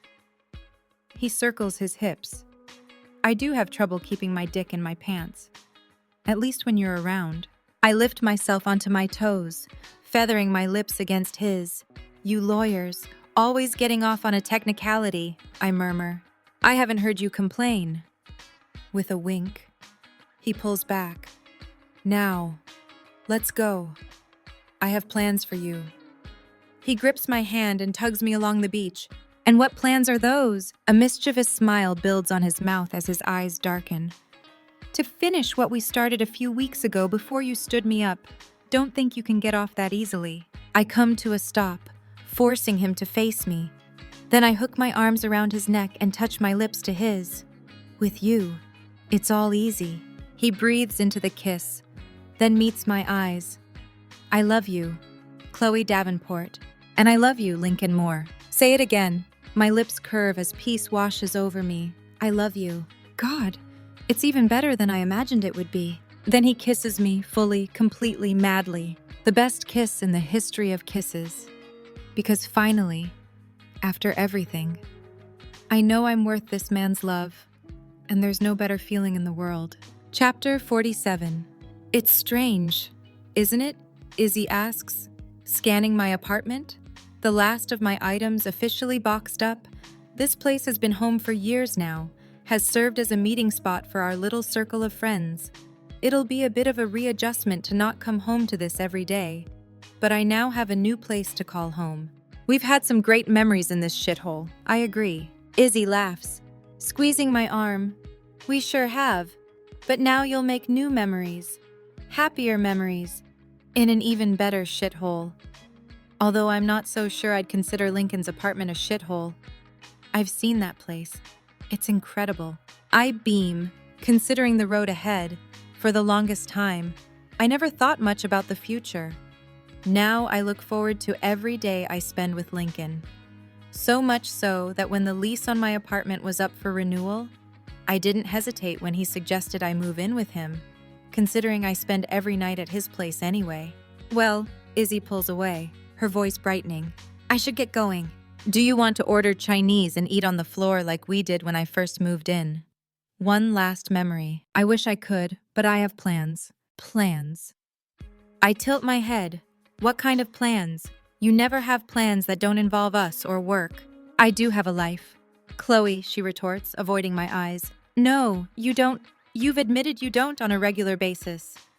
I narrow my eyes, leaning into her. Do you have a date? Most certainly not, she answers quickly. Too quickly, which only serves to increase my suspicions. Who's the lucky guy? I waggle my brows. How did you meet? Is he a doctor at the hospital? Better yet, a patient whose life you saved who wants to repay the favor. Or is it one of the guys I saw flirting with you at Evie and Julian's wedding? Chloe. She playfully punches me. None of the above. First of all, I don't hook up at weddings. Second, Most of the doctors I work with are married. Third, and most disturbing, I work in pediatric oncology. All my patients are minors. Then you'd better tell me who you're going out with, or I'll keep making up ridiculous scenarios. You can't drop a bomb like that and expect me to leave it alone. I place my hand on my hip, tapping my foot in mock irritation. You know how I can be. Soon, Evie will call you to ask why you've been dating a crowned prince and never told her. She stares at me, then huffs out a breath. Fine. Her expression turns severe as she shoves a finger in my face. But you cannot mention this to anyone. I swear to God, not one fucking soul. Not even Nora or Evie. Fine, you got it. I pretend to zip my lips and throw away the key, sealed tighter than Fort Knox. She assesses me for a moment, then nods. Okay. She draws in a deep breath. Jesse York is in town and asked to see me. She cringes, stealing a glance at me to gauge my reaction. And you told him to go fuck himself. Correct, I place my hands on my hips, annoyed. Chloe, her tone is a cross between a warning and a plea. So, what he calls and you drop everything. Need I remind you that the prick cheated on you while you were engaged? No less. Thanks for the reminder, but I was there. Remember. And I'm not dropping everything for him. He said he needed to speak to me. I lower my voice. Do you think he found out about Asher? Biting her lower lip, she slowly shakes her head. I don't know how. I didn't tell him. And I doubt Asher would have said anything. Not to mention, with the way his music's been taking off, he probably doesn't have time to think about that night, not with all the groupies hanging all over him. She averts her eyes, crossing her arms in front of her chest. When I learned Lincoln was my professor and we could no longer be together, I struggled with the constant reminders of what I could never have. I can't imagine how it must be for Izzy to have a front row seat to Asher's rise to fame over these past few months. Once it was announced he was the musical genius behind Fallen Grace's new album, he was bombarded with offers. Within months, he'd signed with a label, released a solo album of his own, and is now opening for one of the top rock bands. It's only a matter of time until he's headlining and selling out stadiums, too. But despite the longing I spy in her eyes whenever Asher's voice comes on the radio, Izzy insists it doesn't bother her, that nothing could ever come of their one night together. Not when he's her ex-fiancé's older brother. Izzy, I begin, about to voice my concerns. He said it was important. And you believe him? It sounds crazy. But yeah. She shrugs. I do. There was something in his voice that made me think he wouldn't reach out to me after all this time unless it were... I don't like this. I don't like him. I know you don't. She runs her hands up and down my arms, reassuring me. He could be full of shit, but if I don't find out what's going on, I'll never be able to forgive myself, especially if it has something to do with his family. As much as I don't like the idea of her seeing that prick again, I know how she is. Izzy is one of the kindest, most sympathetic people I've ever met. And she was close to Jesse's entire family. Until he broke her heart. Not only did she lose him, she also lost his family. Want me to be your out? What time are you meeting him? I can call you after 15 minutes to give you an excuse to leave. She smiles at the memory of our old ways whenever either one of us had a date. Thanks, but I'll be okay. She wraps her arms around me, hugging me tightly. I'm so happy for you. Chloe. Thanks, you bet. We hug each other a moment longer before she drops her hold on me, then walks out of my apartment. Once I'm alone, I turn in a slow circle, taking one last look at the place I've called home for the past several years. These walls have seen a lot of laughter, tears, and everything in between. It's time I finally leave all that behind and start fresh. You ready? Lincoln's deep voice cuts through, and I spin around to see him standing in the foyer. Are you ready? You've been practically living at my place these past 6 months anyway. He smirks as he approaches. True, but now all my shoes will be at your place. He covers my mouth with his, interrupting me with a kiss. Our place. Pixie. He holds my face in his hands, his eyes intense. It's our place. I like the sound of that. Me too. I whisper my lips against his. So why don't you take me back to our place so we can christen it? Then we can spend all weekend snuggled in bed and watch the snow fall. I pull back. Unless you have work to do. He slowly shakes his head. I'm taking the weekend off. In fact, I'm taking the entire week off. I cock a brow, unable to mask my surprise. Ever since my father retired back in September and tapped Lincoln to take his place as Chief General Counsel, Lincoln's been working his tail off. It doesn't bother me, since he still makes a point to spend time together. My new position as the current affairs editor at Blush has had me working a lot, too. At least now I no longer feel like I have to work myself to the bone to get the inside scoop on celebrity gossip before anyone else. And I get to write stories with substance. Yup, I didn't bring home a single file. And I spoke with Evie. She says you can take the week off, too. A devilish glint flashes in his eyes. We can have a lot of fun with that much time to ourselves, I say, recalling our time together in Hawaii. We sure can, he murmurs, his lips inching even closer. So why don't we go so we can get started? Always so eager, Miss Davenport, he croons in a sly voice. Always, Professor Moore. So take me back to our place. I'd love to. He abruptly pulls back, but I have a better idea. I grin deviously, knowing all too well where this is heading. At least once a month, Lincoln has sent a box of panties to the office, along with a card dictating a place and time for me to meet him, usually a swanky hotel bar. It doesn't matter that our relationship is now out in the open. We still go back to our roots, if for no other reason than to remember how far we've come. Role play. What'll it be tonight? I can be a sweet Midwest girl who's never been to the big city, and you can be a mysterious stranger who will open her mind to her darkest desires. Tempting, but why don't we try something different? Different. What did you have in mind? Something kinkier. I can do that. I love the kink. I know you do, but I was thinking of maybe getting away with you instead. He licks his lips, a nervous twitch in his eye. Getting away. He smiles, pulling my body against his. Yeah, Vegas. After all, in just a few days, we'll be celebrating the 1-year anniversary of that blackout. I thought maybe we can recreate our own little blackout. When his lips meet mine, I moan.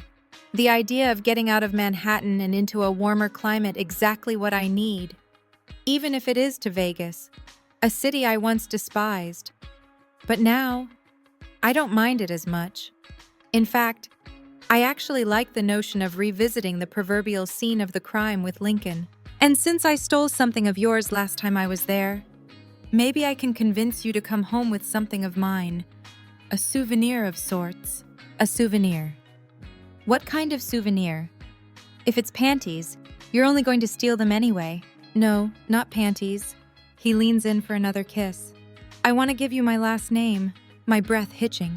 I stiffen, pressing my hand against his chest. What did you say? A look of serenity washes over him. I want to give you my last name, Chloe. I want to spend the rest of my life with you. He reaches toward my ear and, with a magician's flourish, reveals a stunning round-cut solitaire, the band inlaid with diamonds. I want to marry you. How did you do that? I breathe. His lips curve playfully. A magician never reveals his secrets. He winks. Then his expression turns serious, his green eyes peaceful and steady. So, what do you say? Will you marry me? Let me show you how incredible you are every day for the rest of your life. In Vegas. If you'd rather something else, we can do that, he says quickly. Whatever you want, it's yours. If you want a huge, elaborate wedding in the Hamptons, like Evie and Julian, we can. If you want to get married on a white sand beach in Hawaii, like Nora and Jeremy, I'll give you that, too. He gets down on one knee, taking my hand in his and bringing the ring up to my finger. You deserve the fairy tale. So if your fairy tale ends in walking up the aisle while wearing a train that would rival any royal wedding, that's what you shall have. I stare at him, words escaping me as I wrap my head around the fact that this man is kneeling before me, begging me marry him. I was never one of those girls who envisioned her own wedding. Not like Evie, Nora, and even Izzy. Although she'll never admit it, Until I met Lincoln. I didn't think I wanted to get married. Didn't think I deserved to find love, but he's taught me I do deserve that happily ever after. In one swift move, I drop to my knees. He stares at me, worry evident in his gaze. Then I smile. You're my fairy tale, and I can't think of a better place to start my life with you. He exhales, his muscles relaxing as he slides the ring into place.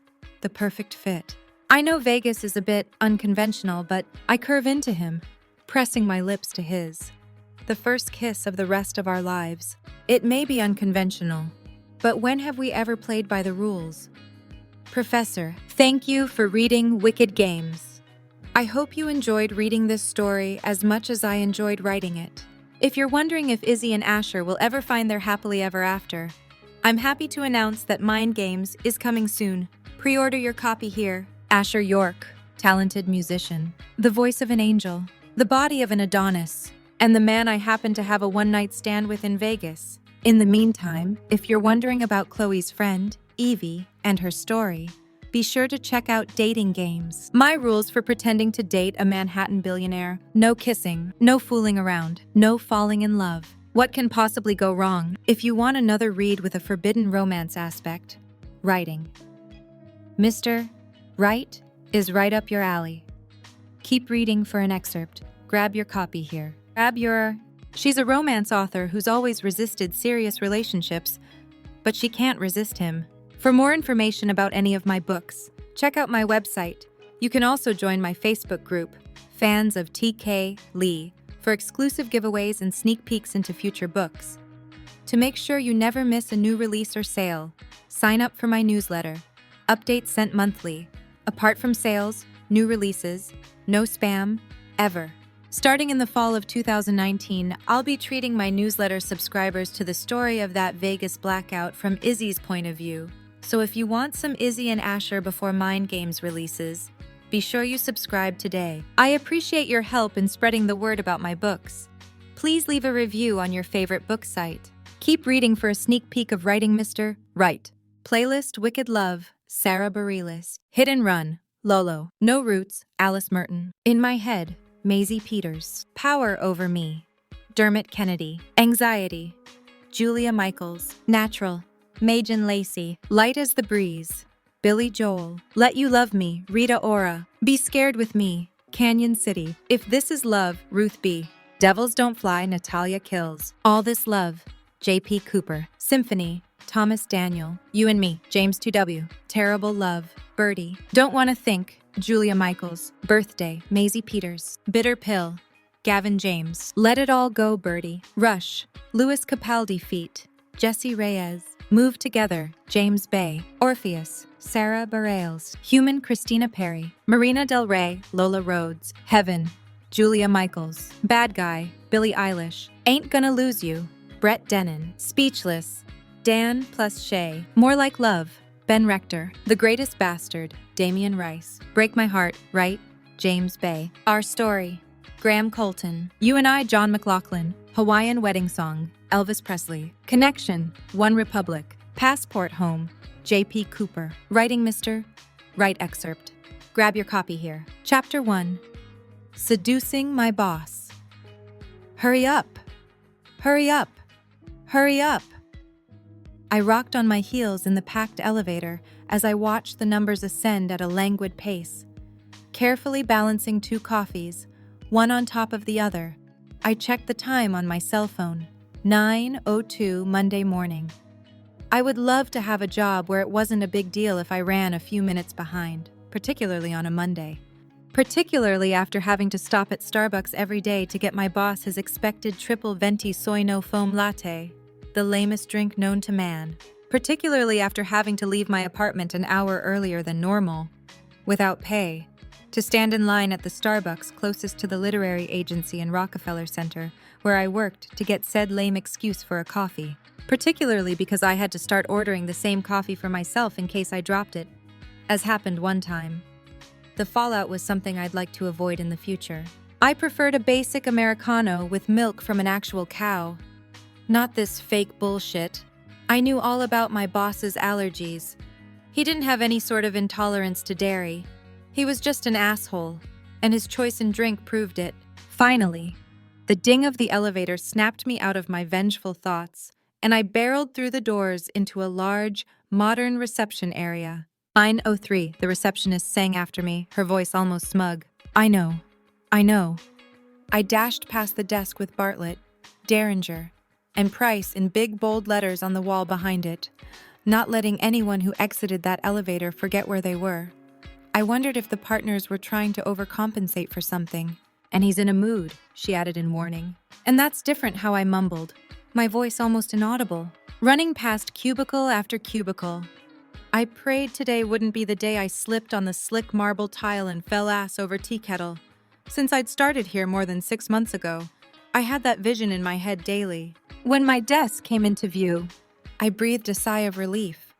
My gaze shot past it to the floor-to-ceiling glass windows separating the big bad wolf from the rest of us sheep. I observed him on the phone, pacing his office, a fierce expression on his face. At least he was preoccupied. Perhaps he wouldn't even notice I was 4 minutes late.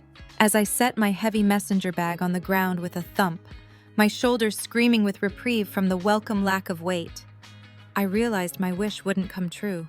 Avery, his powerful voice bellowed, "Get in here!" Shit. Subtly rolling my eyes, I opened my desk drawer to retrieve a small notepad, shoving it into the pocket of my suit jacket. Running my hands over my cream-colored sheath top and gray pencil skirt to straighten the lines, I grabbed his sorry excuse for a morning beverage. I paused just outside his office door, took a deep breath, then entered the devil's lair. "You're late!" He barked at me the instant my foot crossed the threshold. "I apologize, Mr. Price." I met his hardened gaze. All my other friends could saunter into work 5, 10, maybe even 20 minutes late. When they did arrive, it wasn't expected they get straight to work. They were able to ease into the day, talk about their weekends, which bars they went to, what movies they saw, but not me. I'd considered quitting at least once a week, but reminded myself that I had a rare opportunity to get my foot in the door of an industry that typically shut people out.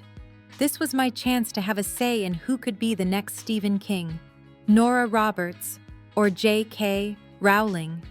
I just needed to put in my time and learn the industry. Then I could start my own firm and hopefully family. "What's the excuse this time, Miss Rollins?" He ripped the coffee out of my hand. "No excuse, sir. I should have planned better and left my apartment earlier," I responded, all too familiar with what he liked to hear. It would have been useless to tell him the real reason that the barista at Starbucks messed up my order twice. He would simply say I should have prepared for that to happen. "And where is it you live exactly?" He came around from behind his desk and sat on the corner, his expression and voice softening. I glanced behind me, wondering if we weren't alone. With his booming voice, broad shoulders, tall height, and impeccable good looks, Mr.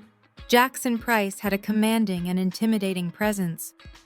In the half year since I began working as his assistant, a position that had been like a revolving door before I came around, he'd never exhibited anything but his egomaniacal side. Not only did he get off on being in charge, I had a sneaking suspicion he took pleasure in everyone else knowing that fact as well. "Miss Rollins," he raised his eyebrows at me when I didn't immediately answer, caught slightly off guard by his change in demeanor. Queens, sir, do you have a roommate?" He sauntered away from his desk, roaming his office. He shut the door, closing the blinds. I remained firmly planted in place, his interest in me unsettling, to say the least. I wouldn't be able to afford an apartment in Queens on this salary without one, I quipped, then cringed, bracing for his response. Despite months of practice, I still had trouble controlling my innate sarcastic nature around him at times. His presence loomed behind me, towering over my 5'3" frame. A shiver rolled down my spine, my skin prickling with goosebumps. His coffee-laden breath heated my neck, my entire being on high alert. My reaction to him took me by surprise, confusing me. It certainly wasn't the first time we had been alone together. But today, my body buzzed with anticipation and hunger. Perhaps it was because I'd spent my weekend reading a trashy insta-love romance where the main characters probably spent more time naked than they did clothed. Perhaps it was because I hadn't had an orgasm at the hand of another person in what seemed like an eternity. Perhaps it was because I missed the touch of a man. My boyfriend of nearly 4 years, having recently broken up with me because I was always working. Regardless of the reason, I found myself inexplicably turned on by this complete asshole. I continued staring at Mr. Price's immaculate desk, fantasies of his rippling body bending me over it as he had his way with me seeped into my subconscious. I imagined he would be as demanding and assertive as he was in his professional life. He would take what he wanted and teach me things I never thought possible. Pity. His deep, sensual voice broke through my perverse thoughts. I tried to shove them deep down and forget they ever crossed my mind. This man was my boss. His hand swept aside my blonde hair, exposing the back of my neck. I swallowed hard, a delicious tremor overtaking me as his breath drew closer and closer to my skin. When his heated lips landed with delicate ease on my flesh, fireworks erupted in my core. It was confusing, wrong, and desperately wanted all at the same time. My desire for him grew with each flick of his tongue on my milky skin. A voice in my head whispered this was a bad idea. I knew it was, but damn, it felt good. As if he had an Avery Rollins instruction manual and knew precisely what to do to drive me insane with lust. His strong hand skimmed the front of my blouse. The sensation of the silky material against my bare flesh heightened my awareness. He clutched my hips, forcing me against his hard stomach. His cock pushed against my back, the reality of the situation snapping me out of my erotic daydream. I spun around, meeting his blue eyes, my mouth agape. "What? Don't tell me you haven't fantasized about this," he said coolly. He ran his fingers through my hair, tugging, forcing my head back. "I have been since the day I hired you. You had everything I was looking for in an assistant. Beautiful, smart, sarcastic, but most of all, subservient. I'm not, you are, Avery. You may think you're a strong woman, and I'd be inclined to agree, but you have a submissive side to you, a side I'm interested in exploring deeper." Did he have a point? Did I have a submissive side? I didn't know. But the image of this man tying me up, blindfolding me, leaving me completely at his mercy didn't turn me cold. In fact, it excited me. He ran his tongue from my ear to my collarbone, leaving a trail of fire across my flesh. I whimpered, my eyes nearly rolling into the back of my head. The forbidden nature of what we were doing made my hunger for him grow with each nip of his teeth on my skin. His hands found their way back to my hips. With incredible ease, he picked me up and pinned me against the wall, hiking up my skirt. He forced my legs around his waist. I closed my eyes, an unexpected moan leaving my throat when I felt what could only be his enormous erection pushing against me. A slave to my libido. I no longer cared that this man was my boss, that this was wrong on every level, that this could jeopardize everything I had worked hard for since my freshman year at NYU. All I knew was we were both wearing far too much clothing than necessary. Greedily, I clutched his face in my hands and forced his lips to mine, trying to prove I wasn't the submissive little girl he thought me to be. A sexy rumble fell from his chest, the kiss growing deeper. His tongue swept against mine with alarming expertise. Hands were everywhere, pinching, pulling, tugging. His teeth nipped my lips, sending a jolt straight to my core. "Avery," he groaned, pulling away, his breath dancing on my mouth. It smelled like a combination of peppermint, coffee, and raw sewage. Sewage. I snapped out of the trance I was in, staring at the laptop screen in front of me, a perplexed look on my face. An abhorrent stench wafted to my nostrils. "Oh, Pee-wee. What the hell did you eat?" I shot my gaze to the slightly overweight Labrador retriever curled up beside me on my large sectional, his snores loud enough to rattle even the deepest sleeper. He ignored me, his large paws moving as if he were chasing something in his sleep. I covered my nose with my shirt long enough for the offending stench to dissipate, then returned my eyes to my laptop, trying to get back into the groove. I stared at the words I'd just written over the course of the past few hours, trying to figure out where to take the scene, but I no longer felt it. It was all the same. Girl meets boy. Girl has no interest in boy. Boy is sexy. Perhaps a bit of a player. Girl lands on boy's dick and miraculously falls in love with boy.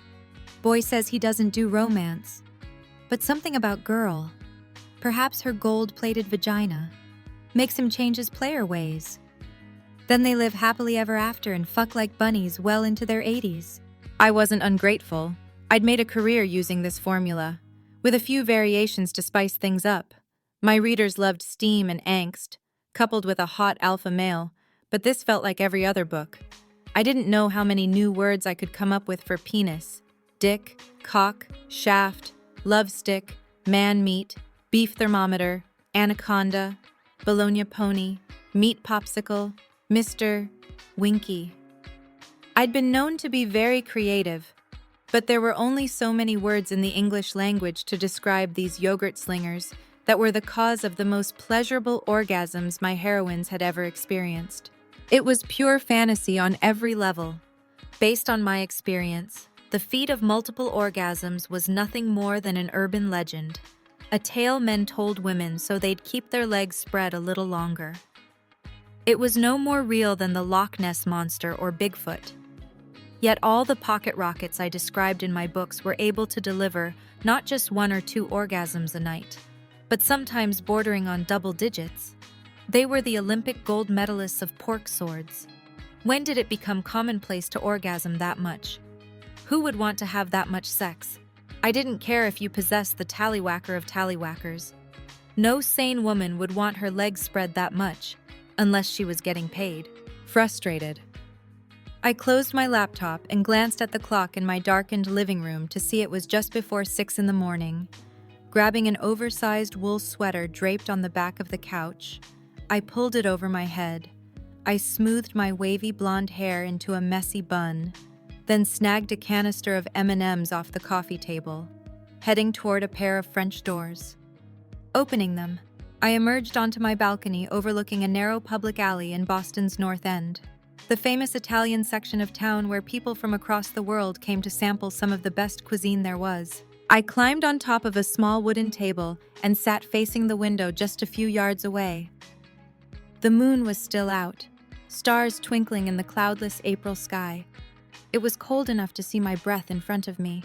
I loved this time of day when the city was mostly still asleep, apart from delivery trucks beginning their morning routes. The bars had closed.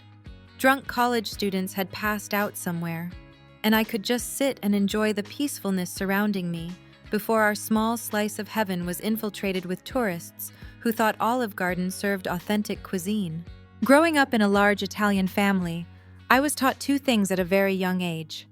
1. Always say your prayers before you go to sleep. That one pretty much went by the wayside when I was kicked out of Catholic school at the age of 6. 2. Never date a man who considered sauce from a jar authentic. I'd been able to follow that one pretty closely. I didn't date. Period. Grabbing a candy-covered chocolate, I chucked it at the window across the alley, a smile building on my face as I continued my relentless badgering of the glass pane. Finally, a light clicked on from what I knew to be the bedside table. Seconds later, the shades were drawn and the window opened. A mass of dark hair stuck out. "Morning, moles," my brother said groggily, running his hand over his face, which he probably hadn't shaved in 3 or 4 days. He was 2 years older and had always been ruggedly handsome. Most of my friends in high school were probably only my friends because they wanted an invite to my house so they could have unfettered access to my brother. Teenage girls should be institutionalized. Thanks to you, I'll never have to invest in an alarm clock. Whatever, Drew. Like those girls of yours wouldn't wake you up soon anyway. I shot back in the peaceful early spring air. You're probably right about that. He rolled his eyes, feigning annoyance, but I knew nothing could be further from the truth. Alyssa and Charlotte were his life, being a single father to 2 precocious girls. age 6 and 4, was challenging, to say the least. But the love my brother had for those kids was unlike any I'd ever seen. Another all-nighter, I sighed, reminded of the reason I wanted to talk to him.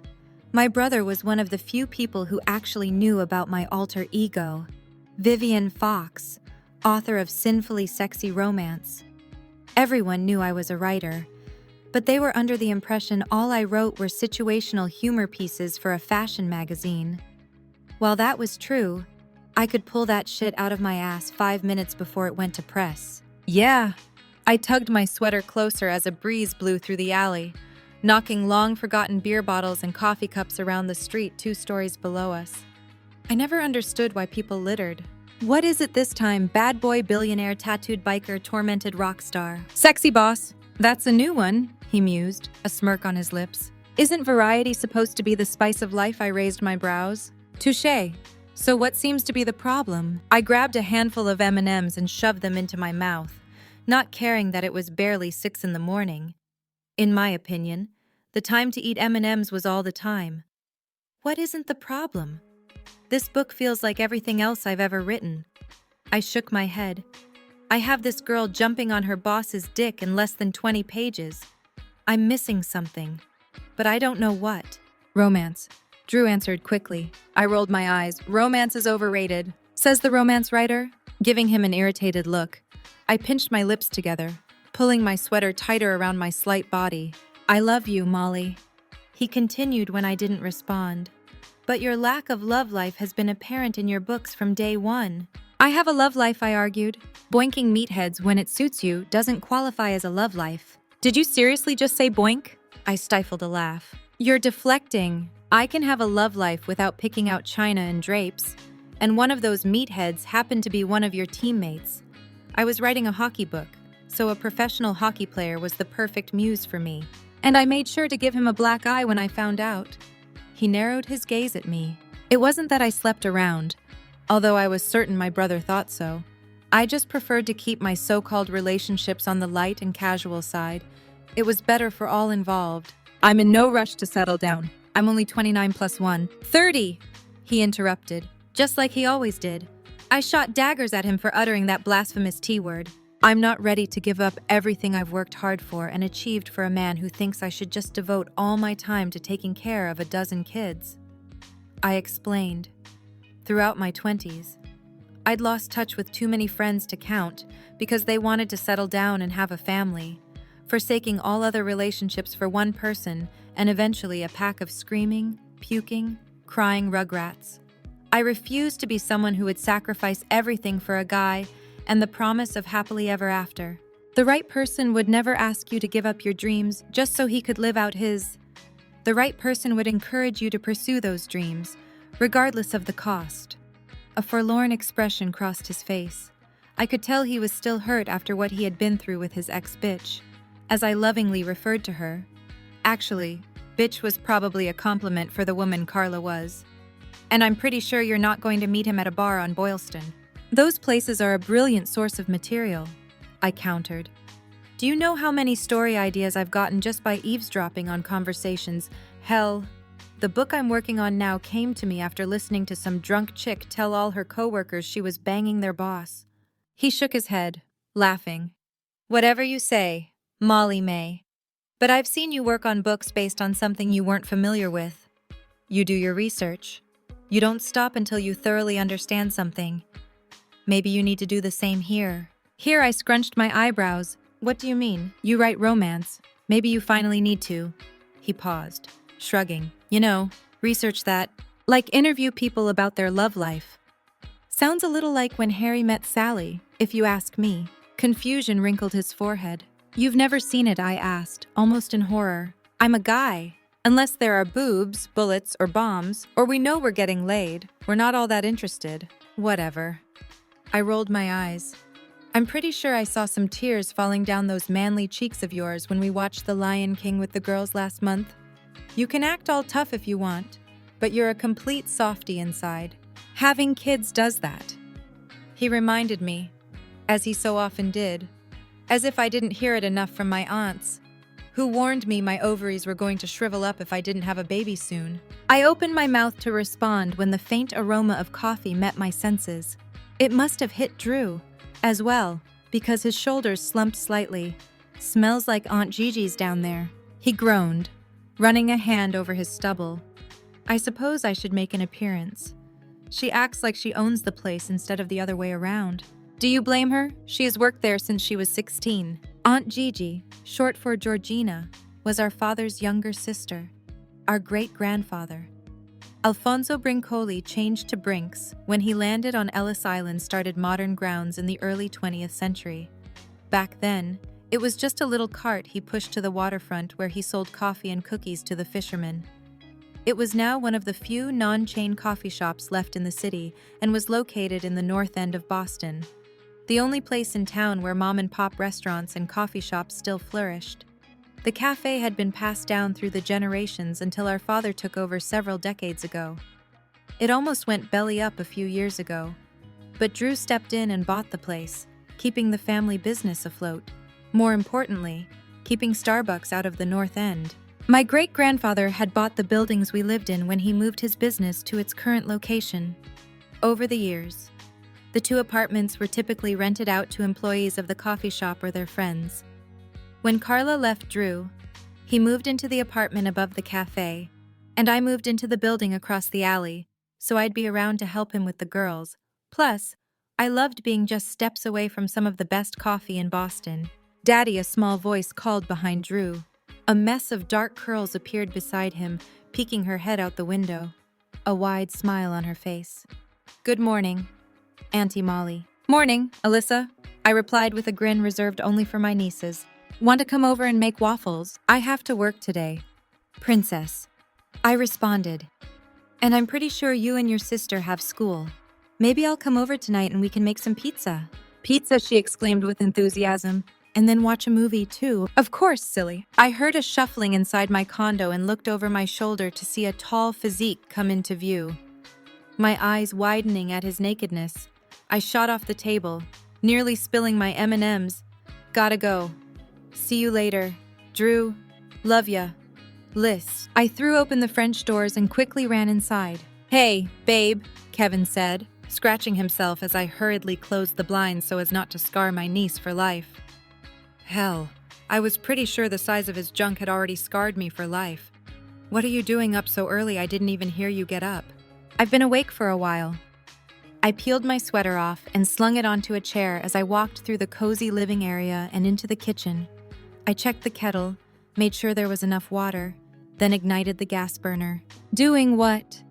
He leaned his elbow on the quartz countertop. It was a little disconcerting how comfortable he looked roaming my apartment naked, his schlong blowing in the wind, so to speak.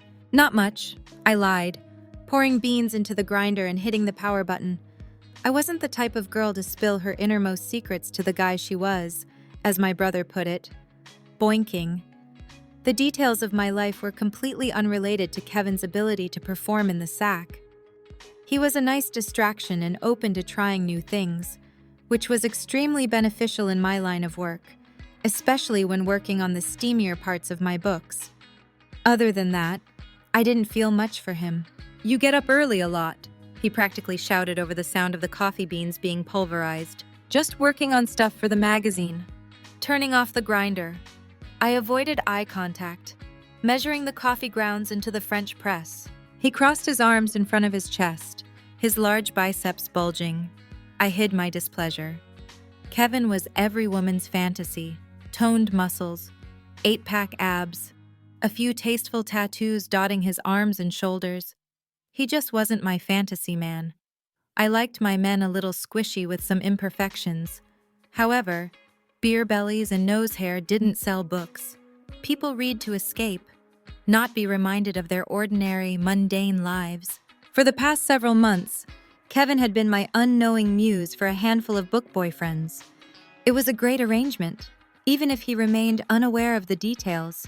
I used him as a source of inspiration to write my sizzling, ovary-combusting romances. In return, he had a girl who wouldn't pester him to meet her family and hang out with her friends, who wouldn't stand in front of the mirror for hours asking him repeatedly if she looked fat. who didn't need to be wined and dined so he could get laid. Moles.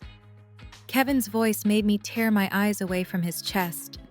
Meeting his gaze, a lascivious smile crossed his mouth, assuming he caught me ogling. "Did you hear me?" "What was that?" I said. He stepped toward me, resting his hands on my waist. His thumb strummed my hip bone. A shiver rippled through my body. I mentally ran through some notes I had made about a few questionable positions. Tugging at my lower lip, I tried to remember which one I wanted to check next to make sure I got the blocking right. "You seem to work a lot, but your columns don't appear in the magazine all that often." His lips whispered against my neck, the touch as subtle as a light breeze. I closed my eyes, arching toward him. I was thinking maybe against the wall this time. He was tall and muscular, a stark contrast to my short and slender frame. He could easily support me with just his upper body strength, barely breaking a sweat. "Why is that?" "I have no control over what they publish or don't," I replied in a breathy voice, repeating the same story I told practically everyone. "What's this new column about?" he murmured, his hands hooking into the waist of my Minnie Mouse pajama bottoms and tugging them down. "Office romances." It wasn't a complete lie. "What about them?" His tongue circled that sensitive spot in the crook of my neck, a tingle warming my insides. "It wouldn't interest you," hoping to distract him. I grabbed his cheeks, pulling his lips toward me. "Kiss me, Kevin." I had been up half the night writing, completely uninspired. Maybe this was what I needed to power through this book. Maybe I needed to feel the illusion of love and all its false promises. My lips a breath from his. He pushed away, his posture straightening. "Why do you do that?" What I gaped at him, surprised by his sudden serious demeanor. He ran his hand through his light brown hair. "Whenever I try to find out more about you as a person, you push me away." "I didn't push you away," I argued. "Hell, I was ready for you to fuck me against the wall, for crying out loud. You're the one who pushed me away." "I'm not talking physically." His muscular stature shrank, making him appear vulnerable. "Listen." A sigh fell from his lips. "I like you, Molly. You're a beautiful woman who knows exactly what she wants. How is this relationship going to work if I don't even know who you are as a person? Your dreams and fears." Relationship. I practically choked on my own saliva, my heart rate picking up at his use of the dreaded R word. In the few months we'd been casually seeing each other, which pretty much consisted of having drinks before heading back to my place. We never got personal. I didn't know much about him, and vice versa. I liked it that way. He provided me with exactly what I needed. There had never been any discussion about what we expected from each other, because I was under the impression there were no expectations. "What are you talking about?" The tea kettle began singing, but I ignored it. "Us," he gestured between our bodies. "Us," I felt like I was in some sort of parallel universe. "What did you think I was talking about?" "I don't know, but I certainly didn't think it was that." "Kevin, you're a fun guy. I like hanging out. But relationship?" He stepped back, his formerly massive erection no longer standing at attention. Regardless, it was still impressive. "And can you please cover yourself?" I snorted out a laugh. "I can't take you seriously with your junk flopping around." His eyes narrowed, hurt evident in his expression. "You're a piece of work." He spat in a tone that emphasized it was not a compliment. He retreated from the kitchen and stormed down the hall into my bedroom. Shrugging, I pulled my pajama pants back up, then turned toward the stove. I shut off the gas, removing the kettle from the heat, pouring the water into the French press. I allowed the coffee grounds to steep, shaking off the guilt that tried to force its way into my conscience. Catholic guilt. It wasn't my fault Kevin wanted to change the rules after several months. "I'm out of here," he called out. I turned around to see him walking toward the front door. "Okay." I hesitated, unsure of the protocol in situations like these. I never got close enough to someone to know how to act after a disagreement or argument. I wasn't quite sure which this was. "Want to come over later?" His hand on the doorknob. He stopped. His shoulders rose and fell. Then he faced me. "No, Molly. I'm not going to come over later. I'm done putting time and effort into something you won't." "Kevin, I approached him. I didn't think this was a serious thing. Well, it is. Or was. For me, anyway. But it's fine. I get it. I thought you were different. But you're just like the rest of the girls in this town. All you see are the muscles and nothing else. He whirled around and threw open the door, storming out of my apartment. I stood frozen in place, unsure of what to do. Should I run after him and apologize? Why for being me? Sure, I enjoyed his company, and he was pretty good in the sack, but that was as far as it went.